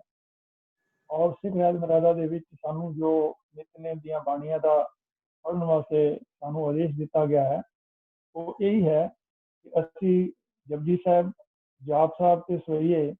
ਇਹ ਅਸੀਂ ਸਵੇਰੇ ਅੰਮ੍ਰਿਤ ਵੇਲੇ ਦੀਆਂ ਬਾਣੀਆਂ ਪੜ੍ਹਨੇ ਨੇ। ਸ਼ਾਮ ਨੂੰ ਰਹਿਰਾਸ ਤੇ ਸੌਣ ਲੱਗਿਆ ਅਸੀਂ 16 ਸਾਹਿਬ ਦੀ ਬਾਣੀ ਦਾ ਜਿਹੜਾ ਹੈ ਪਾਠ ਕਰਨਾ ਹੈ। ਇਹ ਸਾਡੀਆਂ ਨਿਤਨੇਮ ਦੀਆਂ ਬਾਣੀਆਂ ਹਨ। ਬਾਕੀ ਜਿੰਨੀ ਵੀ ਬਾਣੀ ਅਸੀਂ ਪੜ੍ਹਦੇ ਹਾਂ, ਆਸੇ ਦੀ ਵਾਰ ਦੀ ਹੈ, ਸੁਖਮਨੀ ਸਾਹਿਬ ਹੈ, ਔਰ ਵੱਧ ਤੋਂ ਵੱਧ ਬਾਣੀ ਪੜ੍ਹਨ ਦਾ ਆਦੇਸ਼ ਜਿਹੜਾ ਹੈ ਸਾਨੂੰ ਸਿੱਖ ਰਹਿਤ ਮਰਿਆਦਾ ਦੇ ਵਿੱਚੋਂ ਮਿਲਦਾ ਹੈ। ਇਸ ਕਰਕੇ ਸਾਡੇ ਮਨਾਂ 'ਚ ਕੋਈ ਕਨਫਿਊਜ਼ਨ ਨਹੀਂ ਹੈ। ਹਾਂ, ਕਈ ਲੋਕਾਂ ਨੇ ਕਨਫਿਊਜ਼ਨ ਕ੍ਰੀਏਟ ਕੀਤਾ ਹੋਇਆ ਹੈ, ਉਹ ਅਲੱਗ ਵਿਸ਼ੇ ਚੱਲ ਰਿਹਾ। ਲੇਕਿਨ ਸਾਡਾ ਵਿਚਾਰ ਇਹ ਹੈ ਕਿ ਜਦ ਤੱਕ ਕੌਮੀ ਪੱਧਰ ਦੇ ਉੱਤੇ ਸਾਨੂੰ ਸ੍ਰੀ ਅਕਾਲ ਤਖਤ ਸਾਹਿਬ ਤੋਂ ਕੋਈ ਹੋਰ ਜਿਹੜੀ ਹੈ ਨਿਤਨੇਮ ਦੀਆਂ ਬਾਣੀਆਂ ਬਾਰੇ ਆਦੇਸ਼ ਜਾਂ ਹੁਕਮ ਨਹੀਂ ਮਿਲਦਾ, ਅਸੀਂ ਜੋ ਸਿੱਖ ਰਹਿਤ ਮਰਿਆਦਾ ਵਿੱਚ ਦਰਜ ਬਾਣੀਆਂ ਹਨ ਉਹਨਾਂ ਨੂੰ ਹੀ ਨਿਤਨੇਮ ਦੀਆਂ ਬਾਣੀਆਂ ਸਮਝ ਕੇ ਸਾਨੂੰ ਨਿਤਨੇਮ ਕਰਨਾ ਚਾਹੀਦਾ ਹੈ। ਤਾਂ ਠੀਕ ਹੈ ਜੀ। ਕੌਮੀ ਏਕਤਾ ਲਈ ਜ਼ਰੂਰੀ ਹੈ ਕਿ ਅਸੀਂ ਸਾਰੇ ਜਿਹੜੀ ਪੰਥ ਪ੍ਰਵਾਨਿਤ ਸਿੱਖ ਰਹਿਤ ਮਰਿਆਦਾ ਉਹਨੂੰ ਸਮਰਪਿਤ ਹੋਈ ਤੇ ਫਿਰ ਕੋਈ ਕਨਫਿਊਜ਼ਨ ਨਹੀਂ ਹੋਣਾ ਚਾਹੀਦਾ।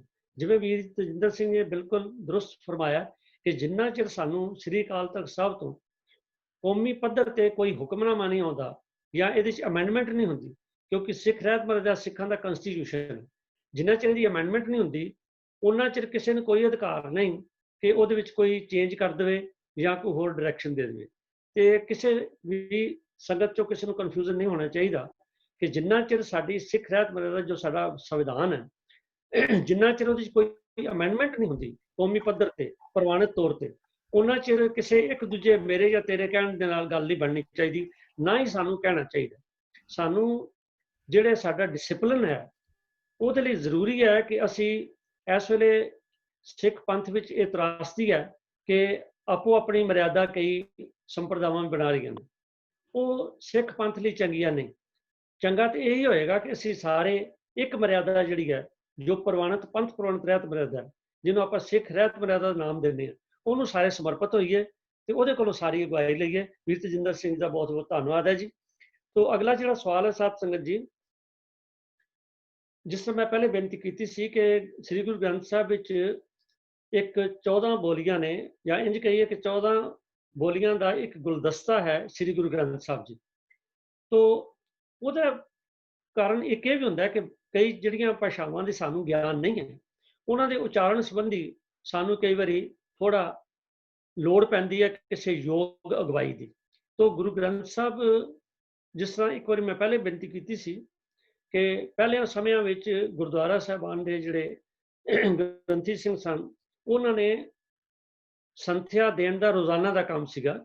ਔਰ ਸਾਡੇ ਬਜ਼ੁਰਗ ਵੀ ਦੱਸਦੇ ਸਨ ਕਿ ਗੁਰਦੁਆਰਾ ਸਾਹਿਬ, ਕਿਉਂਕਿ ਉਹਨਾਂ ਦੇ ਨਾਲ ਕੋਈ ਪਾਠਸ਼ਾਲਾ ਵੀ ਬਹੁਤੀਆਂ ਨਹੀਂ ਹੁੰਦੀਆਂ ਤੇ ਗੁਰਦੁਆਰਾ ਸਾਹਿਬ ਵੀ ਸਾਰੇ ਕਰਮ ਹੁੰਦੇ ਸੀ, ਤੇ ਖਾਸ ਕਰਕੇ ਇਹ ਜਿਹੜਾ ਸੰਥਿਆ ਦਾ, ਇਹ ਗ੍ਰੰਥੀ ਸਿੰਘ ਦੀ ਸੰਥਿਆ ਦਿੰਦੇ ਹੁੰਦੇ ਸਨ। ਸੰਥਿਆ ਲੈਣੀ ਬੜੀ ਜ਼ਰੂਰੀ ਹੈ, ਜਿਹਦਾ ਅੱਜ ਕਿਉਂਕਿ ਪਦਾਰਥਵਾਦ ਵਿੱਚ ਅਸੀਂ ਬਹੁਤ ਖਚਤ ਹੋ ਗਏ ਹਾਂ, ਸਾਡੇ ਕੋਲ ਟਾਈਮ ਹੀ ਕੋਈ ਨਹੀਂ ਹੈਗਾ ਤੇ ਸੰਥਿਆ ਲੈਣ ਦਾ ਕਿਤੇ ਟਾਈਮ ਹੈ, ਤੇ ਪਰ ਸੰਥਿਆ ਹੈ ਬੜੀ ਜ਼ਰੂਰੀ ਹੈ ਗੁਰਬਾਣੀ ਨੂੰ ਸਮਝਣ। ਤੋਂ ਇਹੋ ਜਿਹਾ ਇੱਕ ਸਵਾਲ ਜਿਹੜਾ ਹੈ ਇਹ ਸਾਡੇ ਕੋਲ ਆਇਆ ਹੈ, ਔਰ ਇਹ ਸਰਦਾਰ ਜਗੀਰ ਸਿੰਘ ਜੀ ਪਟਿਆਲਾ ਤੋਂ, ਉਹਨਾਂ ਨੇ ਸਵਾਲ ਭੇਜਿਆ। ਸਵਾਲ ਜਿਹੜਾ ਇਹ ਹਾਹਾ ਲਫ਼ਜ਼ ਦਾ ਉਚਾਰਨ ਸਹਿਸਕ੍ਰਿਤੀ ਸ਼ਲੋਕਾਂ ਦੇ ਨਾਲ ਸੰਬੰਧ ਰੱਖਦਾ ਹੈ, ਤੇ ਇਹਦੇ ਮੈਂ ਬੇਨਤੀ ਕਰਾਂਗਾ ਕਿ ਗਿਆਨੀ ਅੰਮ੍ਰਿਤਪਾਲ ਸਿੰਘ ਜੀ ਅਨੰਦਪੁਰ ਸਾਹਿਬ ਵੀ ਕਿਰਪਾ ਕਰਕੇ, ਜਿਹੜੇ ਇਹਨਾਂ ਨੇ ਵੀਰ ਜੀ ਨੇ 3 ਸਵਾਲ ਭੇਜੇ ਸਨ, ਘੱਟੋ ਘੱਟ ਇੱਕ ਸਵਾਲ ਜਿਹੜਾ ਉਹ ਜ਼ਰੂਰ ਅੱਜ ਕਵਰ ਕਰਨ ਜੀ। ਗਿਆਨੀ ਅੰਮ੍ਰਿਤਪਾਲ ਸਿੰਘ। ਹਾਂਜੀ, ਵਾਹਿਗੁਰੂ ਜੀ ਕਾ ਖਾਲਸਾ ਜੀ, ਵਾਹਿਗੁਰੂ ਜੀ ਕੀ ਫਤਿਹ। ਬੜੀ ਖੁਸ਼ੀ ਦੀ ਗੱਲ ਹੈ ਕਿ ਬਹੁਤ ਸਿਆਣੇ ਸਿਆਣੇ ਗੁਰੂ ਕੇ ਲਾਲ ਸਿੱਖ ਸੰਗਤਾਂ ਦੇ ਸਾਹਮਣੇ ਇਸ ਮਾਧਿਅਮ ਦੁਆਰਾ ਆ ਰਹੇ ਨੇ, ਔਰ ਗੁਰਬਾਣੀ ਬਾਰੇ, ਇਤਿਹਾਸ ਬਾਰੇ ਅਤੇ ਪਰੰਪਰਾਵਾਂ ਬਾਰੇ ਬਹੁਤ ਵਧੀਆ ਗੱਲਾਂ ਬਾਤਾਂ ਸਿੱਖ ਸੰਗਤਾਂ ਤੱਕ ਪਹੁੰਚ ਰਹੀਆਂ ਨੇ। ਰਹਿਤ ਮਰਜ਼ਾਦਾ ਦੀ ਇਹਦੇ ਵਿੱਚ ਸ਼ੁਮਾਰ ਹੈ। ਗੱਲ ਜਿਹੜੀ ਚੱਲੀ ਹੈ ਸਹਿਸਕ੍ਰਿਤੀ ਸ਼ਲੋਕਾਂ ਦੇ ਬਾਰੇ, ਉਚਾਰਨ ਦੇ ਬਾਰੇ, ਉਹਦੇ ਵਿੱਚ ਇੱਕ ਸ਼ਲੋਕ ਇਹਨਾਂ ਗੁਰਮੁਖਾਂ ਨੇ ਸਪਸ਼ਟ ਕਰਨ ਵਾਸਤੇ ਦਿੱਤਾ ਹੋਇਆ ਹੈ। ਉਹ ਸ਼ਲੋਕ ਹੈ ਸਹਿਸਕ੍ਰਿਤੀ ਸ਼ਲੋਕਾਂ ਦੇ ਵਿੱਚੋਂ 34 ਅੰਕ ਦਾ ਸ਼ਲੋਕ ਹੈ, 34ਵਾਂ ਸ਼ਲੋਕ ਹੈ। ਤੇ ਉਸ ਸ਼ਲੋਕ ਦਾ ਉਚਾਰਨ ਇਸ ਤਰ੍ਹਾਂ ਹੈ, ਚਰਨਾਰ ਬਿੰਦ ਭਜਨੰ ਹ੍ਰਿਦਯੰ ਨਾਮ ਧਾਰਣ। ਕਿ ਜਿਸ ਤਰ੍ਹਾਂ ਬੋਲਿਆ ਜਾਣਾ ਚਾਹੀਦਾ ਹੈ, ਜਿਸ ਤਰ੍ਹਾਂ ਇਹਦਾ ਪਾਠ ਹੋਣਾ ਚਾਹੀਦਾ ਹੈ, ਮੈਂ ਉਸੇ ਤਰ੍ਹਾਂ ਹੀ ਉਚਾਰਨ ਦੀ ਕੋਸ਼ਿਸ਼ ਕੀਤੀ ਹੈ, ਕਿਉਂਕਿ ਇਹਦੇ ਵਿੱਚ ਨਿਰੋਲ ਪੰਜਾਬੀ ਦੇ ਅੱਖਰ ਬੋਲਣੇ ਜਿਹੜੇ ਹਨ ਉਹ ਦਰੁਸਤ ਨਹੀਂ ਰਹਿਣਗੇ। ਇਸ ਕਰਕੇ ਮੂਲ ਰੂਪ ਵਿੱਚ ਇਹ ਸ਼ਬਦ ਜਿਹੜੇ ਨੇ ਸੰਸਕ੍ਰਿਤ ਦੇ ਵਿੱਚੋਂ ਆਏ ਨੇ। ਚਰਨਾਰ ਬਿੰਦ, ਇਹ 2 ਲਫ਼ਜ਼ਾਂ ਦਾ ਜੋੜ ਹੈ, ਚਰਨ ਔਰ ਬਿੰਦ। ਅਰਬਿੰਦ ਕਹਿੰਦੇ ਹਨ ਕਮਲ ਫੁੱਲ ਨੂੰ। ਇਹ ਚਰਨਾਂ ਦੇ ਵਾਸਤੇ ਵਿਸ਼ੇਸ਼ਤਾ ਦਿੱਤੀ ਗਈ ਹੈ। ਚਰਨ ਅਰਬਿੰਦ, ਚਰਨ ਕਮਲ ਸ਼ਬਦ ਬਣ ਜਾਣਾ ਇਹਦਾ। ਤੇ ਚਰਨ ਕਮਲ ਭਜਨੰ, ਚਰਨਾਰ ਬਿੰਦ ਭਜਨੰ, ਭਜਨ ਕਰਨਾ। ਹੁਣ ਚਰਨਾਰ ਬਿੰਦ ਸਥੂਲ ਸਰੂਪ ਦਾ ਸ਼੍ਰੀ ਅਕਾਲ ਪੁਰਖ ਵਾਹਿਗੁਰੂ ਜੀ ਦਾ ਕੋਈ ਨਹੀਂ, ਰੂਪ ਨਾ ਰੇਖ ਨਾ ਰੰਗ ਕ੍ਰਿਸ਼ ਤ੍ਰਿ ਗੁਣ ਦੇ ਪ੍ਰਭ ਭੈਣ। ਕੋਈ ਰੂਪ ਰੱਖ ਨਹੀਂ ਉਸ ਅਕਾਲ ਪੁਰਖ ਵਾਹਿਗੁਰੂ ਜੀ ਦਾ। ਫਿਰ ਇਹ ਚਰਨਾਰ ਬਿੰਦ ਦਾ ਜਿਹੜਾ ਸ਼ਬਦ ਹੈ ਇਹ ਸਥੂਲ ਚੀਜ਼ਾਂ ਦਾ ਨਾਮ ਹੈ। ਹਰਬਿੰਦ ਵੀ ਸਥੂਲ ਹੈ ਤੇ ਚਰਨ ਵੀ ਸਥੂਲ ਹੈ, ਪਰ ਇੱਥੇ ਗੁਰਬਾਣੀ ਦੇ ਵਿੱਚ ਜਿਹੜੇ ਚਰਨ ਕਮਲ ਆਖੇ ਗਏ ਹਨ ਉਹਦਾ ਨਿਰਣਾ ਧਨਾਸਰੀ ਦੇ ਰਾਗ ਦੇ ਵਿੱਚ ਇੱਕ ਪੰਚਮ ਪਾਤਸ਼ਾਹ ਮਹਾਰਾਜ ਜੀ ਦਾ ਸ਼ਬਦ ਹੈ, ਜਿਹਦੇ ਵਿੱਚ ਅੰਤਲੀ ਤੁਕ ਹੈ ਕਿ ਚਰਨ ਜਿਹੜੇ ਹਨ ਉਹ ਹੈ ਕੀ ਹਨ। ਹਿਰਦੈ ਚਰਨ ਸ਼ਬਦ ਸਤਿਗੁਰ ਕੋ ਨਾਨਕ ਬੰਧਿਓ ਪਾਲ। ਕਿਉਂਕਿ ਜਿਹੜੇ ਸਥੂਲ ਚਰਨ ਹਨ ਉਹ ਤਾਂ ਹਿਰਦੇ ਦੇ ਵਿੱਚ ਟਿਕਾਏ ਹੀ ਨਹੀਂ ਜਾ ਸਕਦੇ। ਹਿਰਦਾ ਕੋਈ ਡੱਬਾ ਨਹੀਂ ਹੈ ਜਿਹਦੇ ਵਿੱਚ ਕਿਸੇ ਅਲੰਕਾਰ ਦੀ ਤਰ੍ਹਾਂ, ਗਹਿਣੇ ਦੀ ਤਰ੍ਹਾਂ ਕੋਈ ਚੀਜ਼ ਸੰਭਾਲੀ ਜਾ ਸਕਦੀ ਹੈ ਜਾਂ ਕਿਸੇ ਵਸਤੂ ਦੀ ਤਰ੍ਹਾਂ ਸੰਭਾਲੀ ਜਾ ਸਕਦੀ ਹੈ। ਇੱਥੇ ਤਾਂ ਭਾਵ ਅਰਥ ਜਿਹੜੇ ਹਨ ਉਹ ਸਾਨੂੰ ਵਰਤਣੇ ਪੈਣਗੇ ਤੇ ਉਹਦਾ ਨਿਰਣਾ ਗੁਰੂ ਸਾਹਿਬ ਸੱਚੇ ਪਾਤਸ਼ਾਹ ਜੀ ਨੇ ਕੀਤਾ ਹੈ ਕਿ ਸਤਿਗੁਰੂ ਅਕਾਲ ਪੁਰਖ ਵਾਹਿਗੁਰੂ ਜੀ ਦੇ ਸਿਫਤ ਸਲਾਹ ਵਾਲੇ ਜਿਹੜੇ ਸ਼ਬਦ ਹਨ, ਸਿਫਤ ਸਲਾਹ ਵਾਲੀ ਬਾਣੀ ਜੋ ਹੈ ਉਹ ਹੀ ਹਿਰਦੇ 'ਚ ਧਾਰਨ ਕਰਨੀ ਹੈ, ਉਹਦੇ 'ਚੋਂ ਹੀ ਜੀਵਨ ਦੀ ਸੇਧ ਲੈਣੀ ਹੈ। ਇਹੋ ਹੀ ਪਰਮੇਸ਼ਰ ਦੇ ਚਰਨਾਂ ਦਾ ਧਿਆਨ ਹੈ। ਹਿਰਦੇ ਚਰਨ ਸ਼ਬਦ ਸਤਿਗੁਰ ਕੋ, ਸਤਿਗੁਰੂ ਦੇ ਜਿਹੜੇ ਸ਼ਬਦ ਹਨ ਉਹੀ ਹੀ ਸ਼੍ਰੀ ਪਰਮੇਸ਼ਰ ਦੇ ਚਰਨ ਅਸੀਂ ਮੰਨ ਕਰਕੇ ਇਹ ਜੀਵਨ ਦੀ ਸੇਧ ਬਣਾਉਣੀ ਹੈ। ਨਾਨਕ ਬੰਧਿਓ ਪਾਲ, ਮੈਂ ਪੱਲੇ ਬੰਨ ਰਿਹਾ ਹੈ। ਨਾਨਕ ਨੇ ਅਕਾਲ ਪੁਰਖ ਵਾਹਿਗੁਰੂ ਜੀ ਦੇ ਚਰਨਾਂ ਦਾ ਧਿਆਨ ਕਰਨ ਵਾਸਤੇ ਗੁਰੂ ਕੇ ਸ਼ਬਦ ਨੂੰ ਜੀਵਨ ਵਿੱਚ ਧਾਰਨ ਕਰ ਲਿਆ ਹੈ ਪਰਪੱਕਤਾ ਦੇ ਤੌਰ। ਹੁਣ ਇਹੋ ਕੁਝ ਮੈਨੂੰ ਇੱਥੋਂ ਪ੍ਰਤੀਤ ਹੋਇਆ ਹੈ। ਮਹਾਰਾਜ ਕਹਿੰਦੇ ਹਨ ਚਰਨਾਰ ਬਿੰਦ ਭਜਨੰ, ਚਰਨਾਂ ਕਮਲਾਂ ਦਾ ਜੋ ਧਿਆਨ ਹੈ। ਹੁਣ ਇੱਥੇ ਚਰਨਾਂ ਕਮਲਾਂ ਦੀ ਜਿਹੜੀ ਵਿਆਖਿਆ ਹੈ ਉਹ ਅਗਲੇ ਅਕਸ਼ਰਾਂ ਦੇ ਵਿੱਚ ਮੈਨੂੰ ਪ੍ਰਤੀਤ ਹੋਈ ਹੈ। ਰਿਦਿੰਗ ਨਾਮ ਧਾਰਨ ਹੈ, ਹਿਰਦੇ ਦੇ ਵਿੱਚ ਅਕਾਲ ਪੁਰਖ ਵਾਹਿਗੁਰੂ ਜੀ ਦੇ ਜਿਹੜਾ ਧਾਰਨ ਕਰਨਾ ਹੈ ਨਾਮ, ਭਾਵ ਕਿ ਨਾਮ ਦਾ ਨਿਸ਼ਚਾ ਬਣਾ ਕਰਕੇ ਅਕਾਲ ਪੁਰਖ ਜੀ ਦਾ ਧਿਆਨ ਕਰਨਾ ਹੈ, ਅਕਾਲ ਪੁਰਖ ਵਾਹਿਗੁਰੂ ਜੀ ਦਾ ਸਿਮਰਨ ਕਰਨਾ ਹੈ, ਉਹ ਹੀ ਚਰਨਾਂ ਕਮਲਾਂ ਦਾ ਭਜਨ ਹੈ। ਚਰਨਾਰ ਬਿੰਦ ਭਜਨੰ ਰਿਦਿੰਗ ਨਾਮ ਧਾਰਣ, ਫਿਰ ਕੀਰਤਨੰ ਸਾਧ ਸੰਗੇਣ, ਨਾਨਕ ਨਾ ਦ੍ਰਿਸ਼ਟੰਤ ਜਮਦੂਤਨ। ਪ੍ਰਭੂ ਅਕਾਲ ਪੁਰਖ ਵਾਹਿਗੁਰੂ ਜੀ ਦੀ ਕੀਰਤੀ ਸਿਫਤ ਸਲਾਹ ਸਾਧ ਸੰਗਤ ਦੇ ਵਿੱਚ ਮਿਲ ਕਰਕੇ ਕਰਨੀ ਜੋ ਹੈ ਉਹਦਾ ਲਾਭ ਇਹ ਹੋਏਗਾ ਕਿ ਜਮ ਦੇ ਦੂਤ, ਇਹ ਜਮਦੂਤਨ ਹੈ, ਬਹੁ ਵਚਨ ਹੈ, ਨਾ ਦ੍ਰਿਸ਼ਟੰਤ ਜਮਦੂਤਨ ਹੈ, ਜਮਦੂਤਾਂ ਦੀ ਦ੍ਰਿਸ਼ਟੀ ਤੋਂ ਪਰੇ ਰਹਿ ਜਾਂਦਾ ਹੈ ਐਸਾ ਪੁਰਸ਼ ਜਿਹੜਾ ਸਾਧ ਸੰਗਤ ਵਿੱਚ ਮਿਲ ਕਰਕੇ ਸ਼੍ਰੀ ਅਕਾਲ ਪੁਰਖ ਵਾਹਿਗੁਰੂ ਜੀ ਦੀ ਕੀਰਤੀ ਕਰਦਾ ਹੈ। ਇਹ ਮਹਾਤਮ ਦੱਸਿਆ ਗਿਆ ਹੈ ਅਕਾਲ ਪੁਰਖ ਵਾਹਿਗੁਰੂ ਜੀ ਦੀ ਸਾਧ ਸੰਗਤ ਵਿੱਚ ਜੁੜ ਕਰਕੇ ਇਹ ਅਕਾਲ ਪੁਰਖ ਵਾਹਿਗੁਰੂ ਜੀ ਦਾ ਧਿਆਨ ਕਰਨਾ ਔਰ ਅਕਾਲ ਪੁਰਖ ਵਾਹਿਗੁਰੂ ਜੀ ਨੂੰ ਹਿਰਦੇ ਦੇ ਵਿੱਚ ਵਸਾਉਣਾ, ਇਹੋ ਹੀ ਜੋ ਹੈ ਇਹ ਪ੍ਰਭੂ ਦੀ ਕੀਰਤੀ ਕਰਨ ਦਾ ਗੁਣ ਧਾਰਨ ਕਰਨ ਵਾਲਾ ਪੁਰਸ਼ ਜੋ ਹੈ ਉਹਦੇ ਲਈ ਉਹਦੇ ਉੱਤੇ ਜਮਦੂਤ ਜਿਹੜੇ ਹਨ ਉਹ ਹਾਵੀ ਨਹੀਂ ਹੋ ਸਕਦੇ, ਜਮਦੂਤਾਂ ਦੀ ਦ੍ਰਿਸ਼ਟੀ ਨਹੀਂ ਉਹਦੇ ਉੱਤੇ ਪੈ ਸਕਦੀ। ਇਹ ਮਹਾਤਮ ਅਕਾਲ ਪੁਰਖ ਵਾਹਿਗੁਰੂ ਜੀ ਦੇ ਸਿਮਰਨ ਦਾ ਔਰ ਸਾਧ ਸੰਗਤ ਦੇ ਵਿੱਚ ਜੁੜ ਕਰਕੇ ਅਕਾਲ ਪੁਰਖ ਜੀ ਦੇ ਧਿਆਨ ਵਿੱਚ ਰਹਿਣ ਦਾ, ਅਕਾਲ ਪੁਰਖ ਵਾਹਿਗੁਰੂ ਜੀ ਦੀ ਯਾਦ ਦੇ ਵਿੱਚ ਜੁੜਨ ਦਾ ਮਹਾਰਾਜ ਸੱਚੇ ਪਾਤਸ਼ਾਹ ਜੀ ਨੇ ਵਰਣਨ ਕੀਤਾ ਹੈ। ਤੇ ਚਰਨਾਰ ਬਿੰਦ ਦਾ ਭਜਨ ਜਿਹੜਾ ਹੈ, ਜਦੋਂ ਅਸੀਂ ਹਿਰਦੇ ਦੇ ਵਿੱਚ ਨਿਸ਼ਚੈ ਕਰਕੇ ਸ੍ਰੀ ਅਕਾਲ ਪੁਰਖ ਵਾਹਿਗੁਰੂ ਜੀ ਦੇ ਨਾਮ ਨੂੰ ਧਾਰਨ ਕਰ ਲਵਾਂਗੇ, ਇਹੋ ਹੀ ਅਕਾਲ ਪੁਰਖ ਵਾਹਿਗੁਰੂ ਜੀ ਦੇ ਚਰਨਾਂ ਕਮਲਾਂ ਦਾ ਭਜਨ ਹੈ। ਇਸ ਕਰਕੇ ਇਹਦਾ ਉਚਾਰਨ ਜਿਹੜਾ ਹੈ ਉਹ ਥੋੜਾ ਜਿਹਾ ਮੈਂ ਤੁਹਾਡੇ ਸਾਹਮਣੇ ਉਚਾਰਨ ਕਰਕੇ ਦੁਬਾਰਾ ਲਿਆ ਦੇਣਾ। ਚਰਨਾਰ ਬਿੰਦ ਭਜਨੰ ਰਿਦਿੰ ਨਾਮ ਧਾਰਣ, ਕੀਰਤਨੰ ਸਾਧ ਸੰਗੇਣ, ਨਾਨਕ ਨਾ ਦ੍ਰਿਸ਼ਟੰਤ ਜਮਦੂਤਨ। ਜਮਦੂਤ ਦੇਖ ਨਹੀਂ ਸਕਦੇ, ਜਮਦੂਤ ਦੀ ਨਜ਼ਰ ਨਹੀਂ ਪਏਗੀ। ਜਿਹੜਾ ਸਾਧ ਸੰਗਤ ਦੇ ਵਿੱਚ ਪ੍ਰਭੂ ਅਕਾਲ ਪੁਰਖ ਵਾਹਿਗੁਰੂ ਜੀ ਦੀ ਕੀਰਤੀ ਕਰੇਗਾ, ਇਹ ਆਪਣਾ ਨਿਯਮ ਬਣਾ ਲਏਗਾ ਕਿ ਸਾਧ ਸੰਗਤ ਦੇ ਆਸਰੇ, ਸਾਧ ਸੰਗਤ ਉਹ ਹੈ ਜਿਹੜੀ ਗੁਰੂ ਦੀ ਸੰਗਤ ਹੈ, ਜਿੱਥੇ ਕੇਵਲ ਅਕਾਲ ਪੁਰਖ ਵਾਹਿਗੁਰੂ ਜੀ ਦੇ ਨਾਮ ਦੀ ਚਰਚਾ ਹੀ ਹੁੰਦੀ ਹੈ। ਇਹੋ ਜਿਹੇ ਵਾਤਾਵਰਨ ਨੂੰ ਧਾਰਨ ਕਰਕੇ ਪ੍ਰਭੂ ਅਕਾਲ ਪੁਰਖ ਵਾਹਿਗੁਰੂ ਜੀ ਦੇ ਜੁੜਨ ਦਾ ਮਹਾਤਮ ਜਿਹੜਾ ਹੈ ਉਹ ਇਸ ਪਾਵਨ ਸ਼ਬਦ ਦੇ ਵਿੱਚ ਦਰਸਾਇਆ ਗਿਆ ਹੈ। ਮੈਂ ਕੱਲ ਵੀ ਬੇਨਤੀ ਕੀਤੀ ਸੀ ਕਿ ਇਹ ਸੰਸਕ੍ਰਿਤੀ ਸ਼ਲੋਕ ਜਿਹੜੇ ਹਨ ਇਹਦੇ ਉਚਾਰਨ ਦੇ ਵਾਸਤੇ ਜਿਵੇਂ ਹੁਣੇ ਹੀ ਗੁਰਮੁਖ ਪਿਆਰਿਆਂ ਨੇ ਇਹ ਆਪਣੇ ਸਰਦਾਰ ਰਾਜਾ ਸਿੰਘ ਹੋਣਾ ਨੇ ਕਿਹਾ ਹੈ ਕਿ ਸਾਨੂੰ ਸੰਥਿਆ ਦਾ ਜਿਹੜਾ ਸਿਧਾਂਤ ਹੈ ਉਹ ਅਪਣਾਉਣ ਦੀ ਲੋੜ ਹੈ। ਇਹ ਜਿਹੜੀਆਂ ਡੂੰਘਾਈਆਂ ਵਾਲੀਆਂ ਗੱਲਾਂ ਹਨ ਜਾਂ ਭਾਸ਼ਾਈ ਤੌਰ ਤੇ ਗੱਲਾਂ ਹਨ ਉਹ ਸੰਥਿਆ ਦੇ ਵਿੱਚੋਂ ਹੀ ਲੱਭ ਸਕਦੀਆਂ ਹਨ, ਜਿਹੜੀਆਂ ਵਿਦਵਾਨਾਂ ਦੇ ਕੋਲੋਂ ਕਿਸੇ ਨੇ ਸਿੱਖੀਆਂ ਹੋਈਆਂ ਹਨ। ਤਾਂ ਮੇਰੇ ਕੋਲ ਇਤਨੀ ਕੁ ਗੱਲਬਾਤ ਜਿਹੜੀ ਹੈ ਇਸ ਸ਼ਲੋਕ ਦੇ ਬਾਰੇ, ਇਤਨੀ ਕੁ ਵਿਆਖਿਆ ਜਿਹੜੀ ਹੈ ਉਹ ਪ੍ਰਵਾਨ ਕਰਨੀ। ਇਸ ਤੋਂ ਵਧੇਕ ਤੁਸੀਂ ਆਪ ਵੀ ਹੋਰ ਸਿਆਣੇ ਸਿਆਣੇ ਗੁਰੂ ਕੇ ਲਾਲ ਜਿਹੜੇ ਹਨ ਇਹਦੀ ਹੋਰ ਚਰਚਾ ਕਰ ਸਕਦੇ ਹਨ ਔਰ ਇਹਦੇ ਬਾਰੇ ਹੋਰ ਵਿਆਖਿਆ ਕਰਨ ਦੇ ਅਧਿਕਾਰੀ ਹਨ। ਅਸੀਂ ਵੀ ਮੈਂ ਵੀ ਉਹਨਾਂ ਦੀ ਸੇਧ ਲੈ ਕਰਕੇ ਕੋਈ ਵੀ ਉਕਾਈ ਦੀ ਸੁਧਾਈ ਕਰਨ ਦੇ ਲਈ ਹਰ ਵਕਤ ਤਿਆਰ ਹਾਂ।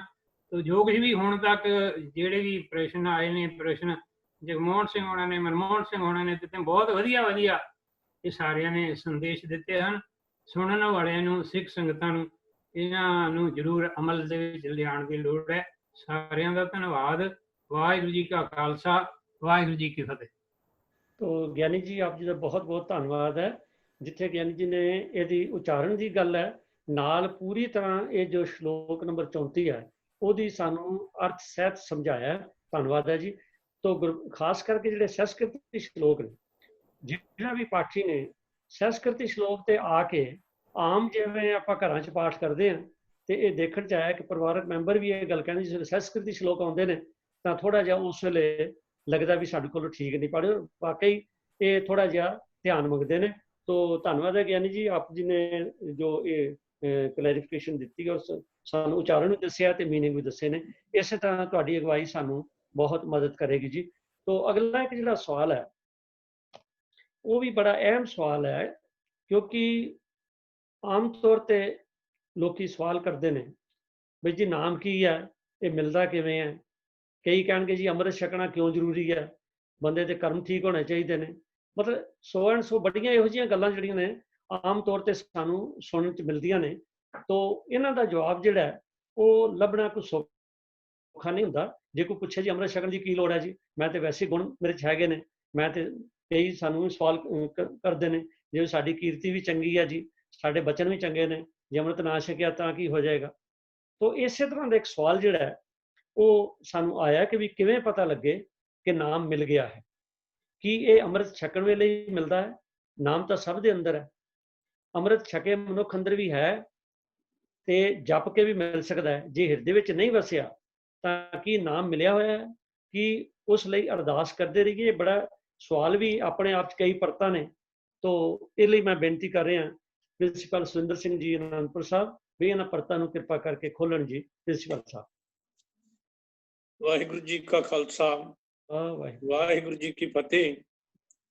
ਅਹਿਮ ਸਵਾਲ ਜੋ ਆਪ ਜੀ ਦੇ ਸਾਹਮਣੇ ਆਇਆ ਹੈ, ਮੈਂ ਇਸ ਸੰਬੰਧੀ ਇਹ ਬੇਨਤੀ ਕਰਨੀ ਚਾਹੁੰਦਾ ਹਾਂ ਕਿ ਜਦੋਂ ਸਤਿਗੁਰੂ ਜੀ ਦੀ ਪਾਵਨ ਬਾਣੀ ਵਿੱਚੋਂ ਅਸੀਂ ਇਹਨਾਂ ਸਵਾਲਾਂ ਦੇ ਉੱਤਰ ਲੱਭਦੇ ਹਾਂ ਤਾਂ ਇਹ ਪਤਾ ਲੱਗਦਾ ਹੈ ਕਿ ਅੰਮ੍ਰਿਤ ਨਾਮ, ਪਰਮਾਤਮਾ ਤੇ ਬਾਣੀ, ਇਹ ਸਾਰੀ ਬਾਣੀ ਦੇ ਵਿੱਚੋਂ ਜਦੋਂ ਸਟੱਡੀ ਕਰਦੇ ਜਾਈਏ ਸਮਰਥਕ ਜਿਹੇ ਲਫ਼ਜ਼ ਸਾਨੂੰ ਲੱਗਦੇ ਹਨ। ਕਿਉਂਕਿ ਨਾਮ ਦੀ ਵਿਆਖਿਆ ਕਰਨੀ ਸਮਝੋ ਪਰਮਾਤਮਾ ਦੀ ਵਿਆਖਿਆ ਕਰਨ ਦੇ ਬਰਾਬਰ ਹੀ ਹੈ। ਇੱਦਾਂ ਹੀ ਬਾਣੀ ਵੀ ਵਾਹ ਬਾਣੀ ਨਿਰੰਕਾਰ ਹੈ ਤੇ ਜੇਬ ਡਬਰ ਨਾ ਕੋਏ, ਤੇ ਨਾਮ ਨੂੰ ਹੀ ਅੰਮ੍ਰਿਤ ਕਿਹਾ ਹੈ, ਕਿਤੇ ਅੰਮ੍ਰਿਤ ਨੂੰ ਹੀ ਨਾਮ ਕਿਹਾ ਹੈ। ਬੜੇ ਗੁੰਝਲਦਾਰ ਸਵਾਲ ਜਿਹੜੇ ਬਣ ਜਾਂਦੇ ਨੇ। ਸੋ ਇਹਦੇ ਬਾਰੇ ਬਹੁਤ ਵਿਸਥਾਰ ਵਿੱਚ ਜਾਣ ਦੀ ਲੋੜ ਹੁੰਦੀ ਹੈ। ਪਰ ਹਾਲ ਦੀ ਘੜੀ ਗੁਰਬਾਣੀ ਦੇ ਆਧਾਰ ਤੇ ਮੈਂ ਇਹ ਗੱਲ ਆਪ ਜੀ ਨਾਲ ਸਾਂਝੀ ਕਰ ਲੈਣੀ ਚਾਹੁੰਦਾ ਹਾਂ ਕਿ ਭਾਵੇਂ ਨਾਮ ਦੀ ਗੱਲ ਹੈ, ਭਾਵੇਂ ਅੰਮ੍ਰਿਤ ਦੀ ਗੱਲ ਹੈ, ਭਾਵੇਂ ਪਰਮਾਤਮਾ ਦੀ ਗੱਲ ਹੈ, ਭਾਵੇਂ ਬਾਣੀ ਦੀ ਗੱਲ ਹੈ, ਇਹਨਾਂ ਸਾਰਿਆਂ ਦਾ ਵਾਸਾ ਜਿਹੜਾ ਹੈ ਨਾ ਉਹ ਮਨੁੱਖਾ ਹਿਰਦੇ ਵਿੱਚ ਹੀ ਦਰਸਾਇਆ ਗਿਆ ਹੈ। ਜਿਵੇਂ ਗੁਰੂ ਪਾਤਸ਼ਾਹ ਦਾ ਪਾਵਨ ਬਚਨ ਅਸੀਂ ਸੁਖਮਨੀ ਸਾਹਿਬ 'ਚ ਪੜ੍ਹਦੇ ਹਾਂ ਕਿ ਨੌਨਿਧ ਅੰਮ੍ਰਿਤ ਪ੍ਰਭ ਕਾ ਨਾਮ ਦੇਹੀ ਮੈਂ ਇਸਕਾ ਵਿਸਰਾਮ। ਨਾਮ ਦਾ ਵਾਸਾ ਵੀ ਦੇਹੀ ਦੇ ਵਿੱਚ ਹੈ। ਇਸੇ ਤਰ੍ਹਾਂ ਪਰਮਾਤਮਾ ਤੇ ਨਾਮ ਵਿੱਚ ਕੋਈ ਅੰਤਰ ਨਹੀਂ, ਨਾਮ ਤੇ ਨਾਮੀ ਇੱਕੋ ਹੀ ਹੈ। ਤੇ ਜਦੋਂ ਅਸੀਂ ਪਰਮਾਤਮਾ ਬਾਰੇ ਲੱਭਣ ਦੀ ਕੋਸ਼ਿਸ਼ ਕਰੀਏ ਤਾਂ ਬਾਣੀ ਵਿੱਚ ਇਹ ਫਰਮਾਨ ਹੈ, ਸਗਲ ਬਨਸਪਤ ਮੈਂ ਬੈਸੰਤਰ, ਸਗਲ ਦੂਧ ਮੈਂ ਘੀਆ, ਊਚ ਨੀਚ ਮੈਂ ਜੋਤ ਸਮਾਣੀ, ਘਟ ਘਟ ਮਾਧੋ ਜੀਆ। ਬਾਬਾ ਕਬੀਰ ਜੀ ਦੇ ਉਹ ਪਾਵਨ ਬਚਨ ਕਿ ਕੋਈ ਕਹਿੰਦਾ ਹੈ ਦੱਖਣ ਦੇ ਵਿੱਚ ਪਰਮਾਤਮਾ ਵਸਦਾ ਹੈ, ਕੋਈ ਕਹਿੰਦਾ ਹੈ ਪੱਛਮ ਦੇ ਵਿੱਚ ਵਸਦਾ ਹੈ, ਪਰ ਅਸਲੀਅਤ ਦੇ ਵਿੱਚ ਪਰਮਾਤਮਾ ਕਿਤੇ ਨਹੀਂ, ਪਰਮਾਤਮਾ ਬੰਦੇ ਦੇ ਹਿਰਦੇ ਵਿੱਚ ਵਸਦਾ ਹੈ। ਬਾਬਾ ਜੀ ਦਾ ਪਾਵਨ ਬਚਨ ਹੈ, ਦੱਖਣ ਦੇਸ਼ ਹਰੀ ਕਾ ਵਾਸਾ, ਪੱਛਮ ਅਲਾ ਮੁਕਾਮਾ, ਦਿਲ ਮੈਂ ਖੋਜ ਦਿਲੇ ਦਿਲ ਖੋਜੋ, ਇਹੀ ਠਾਉਰ ਮੁਕਾਮਾ। ਸੋ ਨਾਮ ਦਾ, ਅੰਮ੍ਰਿਤ ਦਾ ਤੇ ਬਾਣੀ ਦਾ ਇਹ ਵਾਸਾ, ਨਾਮ ਤੇ ਅੰਮ੍ਰਿਤ ਦਾ ਵਾਸਾ ਹਿਰਦੇ ਵਿੱਚ ਹੀ ਦੱਸਿਆ ਗਿਆ ਹੈ। ਅੰਮ੍ਰਿਤ ਹੈ ਕੀ ਹੈ? ਪਹਿਲਾਂ ਇਸ ਦਾ ਅਰਥ ਜਿਹੜਾ ਅਸੀਂ ਸਮਝ ਲਈਏ। ਅੰਮ੍ਰਿਤ ਦੋ ਸ਼ਬਦਾਂ ਦਾ ਜੋੜ ਹੈ, ਆੜਾ ਪਲਸ ਮ੍ਰਿਤ, ਕਿਉਂਕਿ ਮ੍ਰਿਤ ਦਾ ਮਤਲਬ ਹੁੰਦਾ ਹੈ ਮੌਤ। ਜਦੋਂ ਇਸ ਦੇ ਅਗੇਤਰ ਆੜਾ ਲੱਗ ਗਿਆ ਤੇ ਇਹ ਸ਼ਬਦ ਅੰਮ੍ਰਿਤ ਬਣ ਗਿਆ। ਅੰਮ੍ਰਿਤ ਦਾ ਮਤਲਬ ਮੌਤ ਰਹਿਤ। ਇਹ ਗੱਲ ਯਾਦ ਰੱਖਣੀ, ਇਹਦਾ ਮਤਲਬ ਇਹ ਨਹੀਂ ਕਿ ਜਿਨ੍ਹਾਂ ਨੇ ਅੰਮ੍ਰਿਤ ਨਹੀਂ ਛਕਿਆ ਕਿ ਸ਼ਾਇਦ ਉਹਨਾਂ ਦੀ ਸਰੀਰਕ ਤੌਰ ਤੇ ਮੌਤ ਹੋ ਗਈ, ਕਿਉਂਕਿ ਗੁਰਬਾਣੀ ਦੇ ਵਿੱਚ ਦੋ ਕਿਸਮ ਦੀ ਮੌਤ ਬਿਆਨ ਕੀਤੀ ਹੈ। ਇੱਕ ਮੌਤ ਸਰੀਰਕ ਮੌਤ ਹੈ ਤੇ ਦੂਜੀ ਮੌਤ ਜਦੋਂ ਬੰਦਾ ਉਸ ਪਰਿਪੂਰਨ ਪਰਮਾਤਮਾ ਵਾਹਿਗੁਰੂ ਜੀ ਨੂੰ ਭੁੱਲ ਕੇ ਇਨਸਾਨਾਂ ਵਾਲਾ ਜੀਵਨ ਜੁਗਤ, ਇਨਸਾਨਾਂ ਵਾਲੀ ਜੀਵਨ ਜੁਗਤ ਛੱਡ ਕੇ ਹੈਵਾਨਾਂ ਵਾਲਾ ਜੀਵਨ ਜਿਉਣਾ ਸ਼ੁਰੂ ਕਰ ਦਿੰਦਾ ਹੈ। ਸਮਝੋ ਉਸ ਵੇਲੇ ਉਹਦੀ ਆਤਮਿਕ ਮੌਤ ਹੋ ਚੁੱਕੀ ਹੈ। ਇਸ ਲਈ ਸੱਚੇ ਪਾਤਸ਼ਾਹ ਨੇ ਇਹ ਮੌਤ ਦਾ ਜੋ ਜ਼ਿਕਰ ਆਪਣੀ ਪਾਵਨ ਬਾਣੀ ਚ ਰੋਜ਼ਾਨਾ ਜਦੋਂ ਰਹਿਰਾਸ ਸਾਹਿਬ ਦਾ ਪਾਠ ਪੜ੍ਹਦੇ ਹਾਂ ਤਾਂ ਗੁਰੂ ਨਾਨਕ ਪਾਤਸ਼ਾਹ ਕਹਿੰਦੇ ਨੇ, ਆਖਾਂ ਜੀਵਾਂ ਵਿਸਰੇ ਮਰ ਜਾਉ। ਜੇ ਮੈਂ ਪਰਮਾਤਮਾ ਨੂੰ ਯਾਦ ਕਰਦਾ ਹਾਂ, ਉਹਦਾ ਸਿਮਰਨ ਕਰਦਾ ਹਾਂ, ਮੈਂ ਆਤਮਿਕ ਤੌਰ ਤੇ ਜਿਉਂਦਾ ਹਾਂ। ਪਰ ਜਦੋਂ ਪਰਮਾਤਮਾ ਨੂੰ ਭੁੱਲ ਕੇ ਮੈਂ ਕਾਮ, ਕ੍ਰੋਧ, ਲੋਭ, ਮੋਹ, ਹੰਕਾਰ, ਨਿੰਦਾ, ਚੁਗਲੀ, ਈਰਖਾ, ਦਵੈਸ਼, ਖੁਦ ਦੀ ਵਕੀਲੀ, ਤਕਬਰੀ ਆਦਿ ਔਗਣਾਂ ਦੇ ਵਿੱਚ ਫਸ ਜਾਂਦਾ ਹਾਂ, ਉਸ ਵੇਲੇ ਸਮਝੋ ਮੇਰੀ ਆਤਮ ਮੌਤ ਹੋ ਚੁੱਕੀ ਹੈ। ਗੁਰੂ ਅਰਜਨ ਪਾਤਸ਼ਾਹ ਤਾਂ ਇੱਥੋਂ ਤੱਕ ਕਹਿੰਦੇ ਨੇ, ਦੇਖਣ ਦੇ ਲਈ ਭਾਵੇਂ ਕਿੰਨਾ ਸੋਹਣਾ, ਚਤਰ, ਸਿਆਣਾ ਔਰ ਉਹਦੇ ਚ ਸਾਰੇ ਗੁਣ ਸੁੰਦਰਤਾ ਵਾਲੇ ਹੋਣ, ਪਰ ਜੇ ਪ੍ਰਮਾਤਮਾ ਨੂੰ ਭੁੱਲ ਚੁੱਕਾ ਹੈ, ਉਹਦੀ ਆਤਮਿਕ ਮੌਤ ਹੋ ਚੁੱਕੀ ਹੈ। ਉਹ ਪਾਵਨ ਬਚਨ ਬਾਣੀ ਦੇ ਇਹ ਅਤ ਸੁੰਦਰ ਕੁਲੀਨ ਚਤਰ, ਮੁਖ ਗਿਆਨੀ ਧਨਵੰਤ, ਮ੍ਰਿਤਕ ਕਹੀਏ ਨਾਨਕਾ ਜੇ ਪ੍ਰੀਤ ਨਹੀਂ ਭਗਵੰਤ। ਵੀ ਉਹਨੂੰ ਮੁਰਦਾ ਕਰਾਰ ਦੇ ਦੇਣਾ ਚਾਹੀਦਾ ਹੈ ਜੇ ਪ੍ਰਮਾਤਮਾ ਦੇ ਨਾਲ ਉਸਦਾ ਪਿਆਰ ਨਹੀਂ ਹੈ। ਗੁਰੂ ਨਾਨਕ ਪਾਤਸ਼ਾਹ ਨੇ ਵੀ ਪਾਵਨ ਬਾਣੀ ਕਿਹਾ ਸੀ, ਸੋ ਜੀਵਿਆ ਜਿਸ ਮਨ ਵਸਿਆ ਸੋਏ, ਨਾਨਕ ਅਵਰ ਨਾ ਜੀਵੇ ਕੋਏ, ਜੇ ਜੀਵੇ ਪਤ ਲੱਥੀ ਜਾਏ, ਸਭ ਹਰਾਮ ਜੇਤਾ ਕਿਛ ਖਾਏ। ਇਸ ਲਈ ਅਸੀਂ ਜਿਉਂਦੇ ਹੀ ਆਤਮਿਕ ਤੌਰ ਤੇ ਉਦੋਂ ਤੱਕ ਹੈ ਜਦੋਂ ਤੱਕ ਸਾਨੂੰ ਪ੍ਰਮਾਤਮਾ ਯਾਦ ਹੈ। ਤੇ ਸਰੀਰਕ ਮੌਤ ਵੀ ਸਾਰਿਆਂ ਤੇ ਆਣੀ ਹੈ, ਪਰ ਜਿਉਂਦੇ ਜੀ ਆਤਮਿਕ ਮੌਤ ਤੇ ਮਰਨ ਤੋਂ ਸਾਨੂੰ ਬਚਣਾ ਚਾਹੀਦਾ। ਵਿਕਾਰਾਂ ਤੋਂ, ਕੁਕਰਮਾਂ ਤੋਂ, ਵਹਿਮਾਂ ਤੋਂ, ਭਰਮਾਂ ਤੋਂ, ਗੁਰੂ ਤੋਂ ਦੂਰ ਜਾ ਕੇ ਸਾਡੀ ਮੌਤ ਹੋ ਜਾਂਦੀ ਹੈ। ਇਸ ਲਈ ਭਾਈ ਸਾਹਿਬ ਭਾਈ ਕਾਹਨ ਸਿੰਘ ਜੀ ਨਾਭਾ ਨੇ ਇਹਦਾ ਜਿਹੜਾ ਅਰਥ ਲਿਖਿਆ ਹੈ ਅੰਮ੍ਰਿਤ ਦਾ, ਕਿ ਉਹ ਜਲ ਜਾਂ ਉਹ ਪਦਾਰਥ ਗੁਰਮਤਿ ਮਾਰਤੰਡ ਵਿੱਚ ਲਿਖਿਆ, ਜਿਸ ਦੇ ਪੀਣ ਨਾਲ, ਜਿਸ ਦੇ ਛਕਣ ਦੇ ਨਾਲ ਸਾਡਾ ਜਿਹੜਾ ਹੈ ਉਹ ਜੀਵਨ ਸਫਲ ਹੋ ਜਾਵੇ, ਸਾਨੂੰ ਪ੍ਰਮਾਤਮਾ ਯਾਦ ਆ ਜਾਵੇ, ਸਮਝੋ ਉਹ ਅੰਮ੍ਰਿਤ ਹੈ। ਅਸੀਂ ਗੁਰੂ ਨਾਲ ਜੁੜ ਜਾਈਏ, ਬਾਣੀ ਨਾਲ ਜੁੜ ਜਾਈਏ, ਆਪਣੇ ਪਰਮੇਸ਼ਰ ਨਾਲ ਜੁੜ ਜਾਈਏ, ਤੇ ਉਹ ਅੰਮ੍ਰਿਤ ਹੈ। ਅੰਮ੍ਰਿਤ ਨੂੰ ਵੀ ਬਾਣੀ ਦੇ ਵਿੱਚ ਨਾਮ ਦੀ ਸੰਗਿਆਈ ਦਿੱਤੀ ਗਈ ਹੈ। ਅਨੇਕਾਂ ਪ੍ਰਮਾਣ ਅਸੀਂ ਲੈ ਸਕਦੇ ਹਾਂ। ਅੰਮ੍ਰਿਤ ਨਾਮ ਪਰਮੇਸ਼ਰ ਤੇਰਾ, ਜੋ ਸਿਮਰੈ ਸੋ ਪੀਵੈ। ਇਸੇ ਤਰ੍ਹਾਂ ਬਾਣੀ ਵਾਸਤੇ ਵੀ ਅੰਮ੍ਰਿਤ ਬਾਣੀ ਹਰ ਹਰ ਤੇਰੀ, ਸੁਣ ਸੁਣੋ ਹੋਵੇ ਪਰਮਗਤ ਮੇਰੀ। ਨਾਮ ਵੀ ਅੰਮ੍ਰਿਤ ਹੈ, ਹਰ ਕਾ ਨਾਮ ਅੰਮ੍ਰਿਤ ਜਲ ਨਿਰਮਲ, ਇਹ ਔਖਦ ਜਗ ਸਾਰਾ। ਇਹ ਅਨੇਕਾਂ ਪ੍ਰਮਾਣ ਬਾਣੀ ਵਿੱਚੋਂ ਨਿਕਲ ਜਾਣਗੇ। ਸੋ ਜਦੋਂ ਅਸੀਂ ਗੱਲ ਕਰਦੇ ਹਾਂ ਅੰਮ੍ਰਿਤ ਛਕਣ ਦੀ ਪੰਜਾਂ ਪਿਆਰਿਆਂ ਦੁਆਰਾ, ਤੇ ਇਹ ਵੀ ਗੱਲ ਚੇਤੇ ਰੱਖਣ ਵਾਲੀ ਹੈ ਕਿ ਪੰਜਾਂ ਪਿਆਰਿਆਂ ਦੁਆਰਾ ਤਿਆਰ ਕੀਤਾ ਹੋਇਆ ਅੰਮ੍ਰਿਤ ਵਾਸਤਵ ਵਿੱਚ ਨਾਮ ਅੰਮ੍ਰਿਤ ਹੀ ਹੈ, ਕਿਉਂਕਿ ਸਿੱਖ ਧਰਮ ਵਿੱਚ ਪ੍ਰਵੇਸ਼ ਕਰਨ ਦੀ ਮਰਜ਼ਾਦਾ ਹੈ। 30 ਮਾਰਚ 1699 ਨੂੰ ਤਖਤ ਸ੍ਰੀ ਕੇਸਗੜ੍ਹ ਸਾਹਿਬ ਵਿਖੇ ਅਨੰਦਪੁਰ ਸਾਹਿਬ ਦੀ ਧਰਤੀ ਤੇ ਦਸ਼ਮੇਸ਼ ਪਿਤਾ ਨੇ ਇਹ ਮਰਜ਼ਾਦਾ ਆਪ ਬਣਾਈ ਤੇ ਆਪ ਨਿਭਾਈ।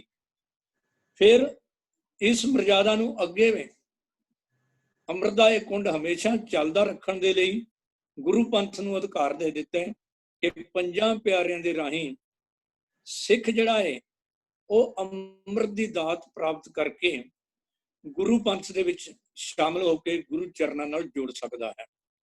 ਦੂਜੇ ਨੰਬਰ ਤੇ ਅੱਜ ਕਈ ਵੀਰ ਇਹ ਸਵਾਲ ਕਰਦੇ ਨੇ ਕਿ ਬਾਣੀ ਦੇ ਮੁਤਾਬਕ ਅੰਮ੍ਰਿਤ ਦਾ ਨਾਮ ਹੀ ਹੈ ਤੇ ਇਸ ਨਾਮ ਦਾ ਵਾਸਾ ਹਿਰਦੇ ਵਿੱਚ ਹੀ ਹੈ, ਫਿਰ ਉੱਪਰੋਂ ਜਾਂ ਬਾਹਰੋਂ ਅੰਮ੍ਰਿਤ ਛਕਣ ਦੀ ਕੀ ਲੋੜ ਰਹਿ ਜਾਂਦੀ ਹੈ।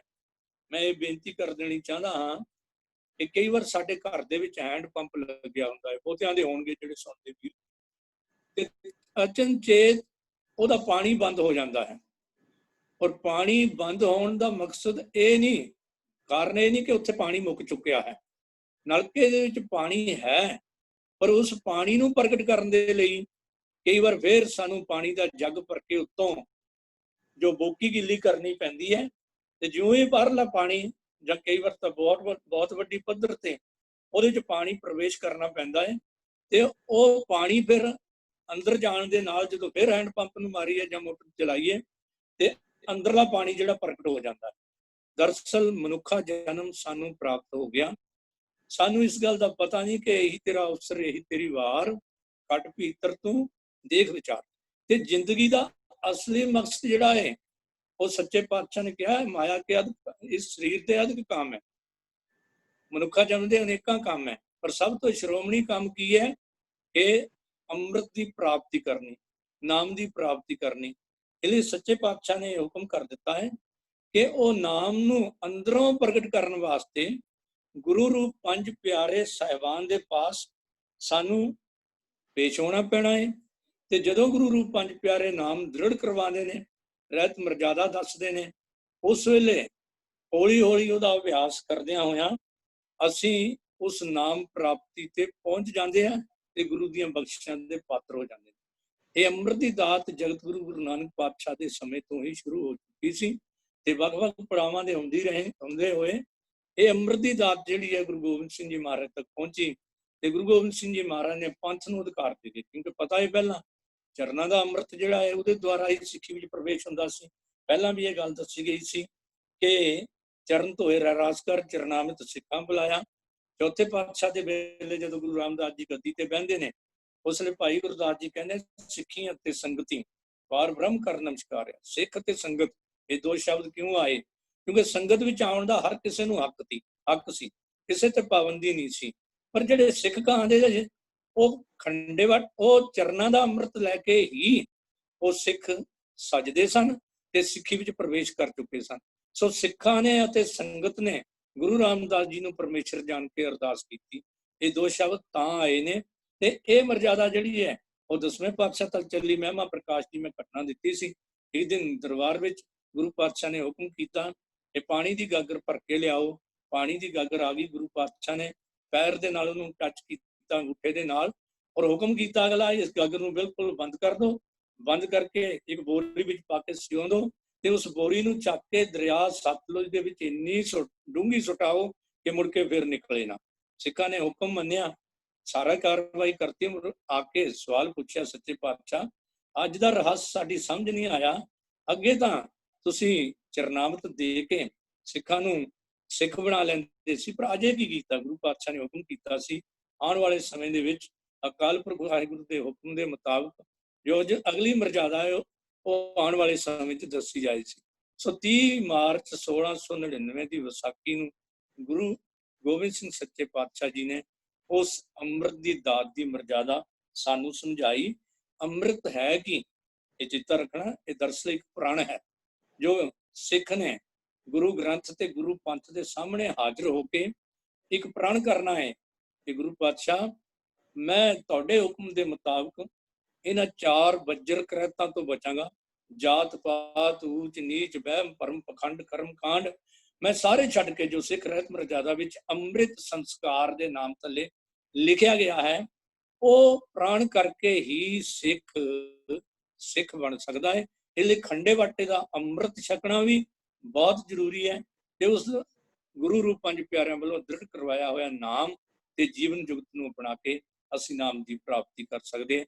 ਹਾਲ ਦੀ ਘੜੀ ਇਤਨਾ ਕਹੀ, ਜੇ ਕੋਈ ਘਾਟ ਰਹਿ ਗਈ ਹੋਵੇ ਮੁਆਫ ਕਰਨਾ। ਇਹਦੇ 'ਚ ਵਾਧਾ ਜੇ ਤੁਸੀਂ ਕਰੋਗੇ ਤਾਂ ਮੇਰੇ ਲਈ ਵੀ ਲਾਹੇਵੰਦ ਹੋਵੇਗਾ।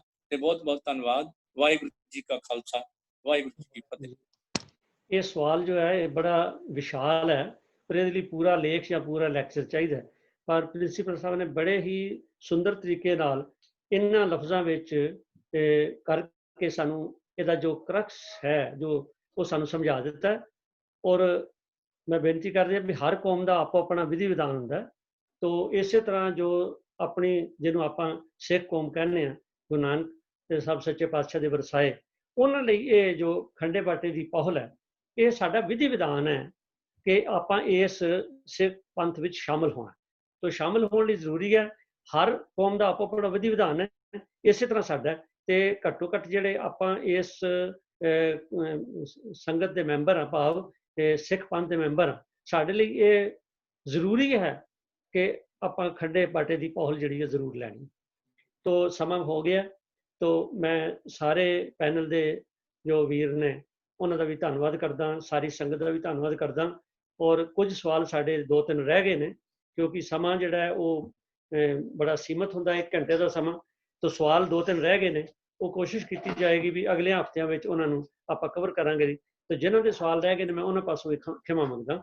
ਤੋ ਅੱਜ ਦਾ ਇਹ ਜੋ ਸੈਸ਼ਨ ਹੈ, ਇਹਦੇ ਚੱਲਣ ਦੇ ਵਿੱਚ ਕੋਈ ਵੀ ਭੁੱਲ ਗਲਤੀ ਰਹਿ ਗਈ ਉਹਦੀ ਖਿਮਾ ਦੇਣੀ ਆਪ ਜੀ ਨੇ। ਔਰ ਵੀਰ ਮਨਮੋਹਨ ਸਿੰਘ ਜੀ ਦਾ ਜੋ ਵਿਖਿਆਨ ਸੀ ਉਹ ਵਿੱਚੇ ਕਿਸੇ ਇੰਟਰਨੈਟ ਪ੍ਰੋਬਲਮ ਕਰਕੇ ਕੱਟਿਆ ਗਿਆ, ਉਹਦੇ ਲਈ ਵੀ ਸਾਨੂੰ ਖੇਦ ਹੈ, ਕਿਉਂਕਿ ਉਹ ਮਤਲਬ ਵੀ ਵੱਸ ਤੋਂ ਬਾਹਰ ਹੈ। ਤੋ ਉਸ ਤਰ੍ਹਾਂ ਮੈਂ ਜਿਸ ਪਹਿਲੇ ਦੱਸਿਆ, ਵੀਰ ਮਨਮੋਹਨ ਸਿੰਘ ਜੀ ਨੇ ਜਿਹੜਾ ਸਵਾਲ ਹੈ ਉਹਦਾ ਉੱਤਰ ਸਾਨੂੰ ਤਕਰੀਬਨ ਦੇ ਦਿੱਤਾ, ਔਰ ਕਾਫੀ ਵਿਸਥਾਰ ਨਾਲ ਉੱਤਰ ਦਿੱਤਾ। ਉਹਦੇ ਵਿੱਚ ਉਹਨਾਂ ਦੇ ਵਿੱਚ ਬਹੁਤ ਬਹੁਤ ਧੰਨਵਾਦੀ। ਤੋ ਸਾਰੀ ਸੰਗਤ ਦਾ ਧੰਨਵਾਦ ਜੀ। ਆਓ ਫਤਿਹ ਸਾਂਝੀ ਕਰੀਏ। ਵਾਹਿਗੁਰੂ ਜੀ ਕਾ ਖਾਲਸਾ, ਵਾਹਿਗੁਰੂ ਜੀ ਕੀ ਫਤਿਹ।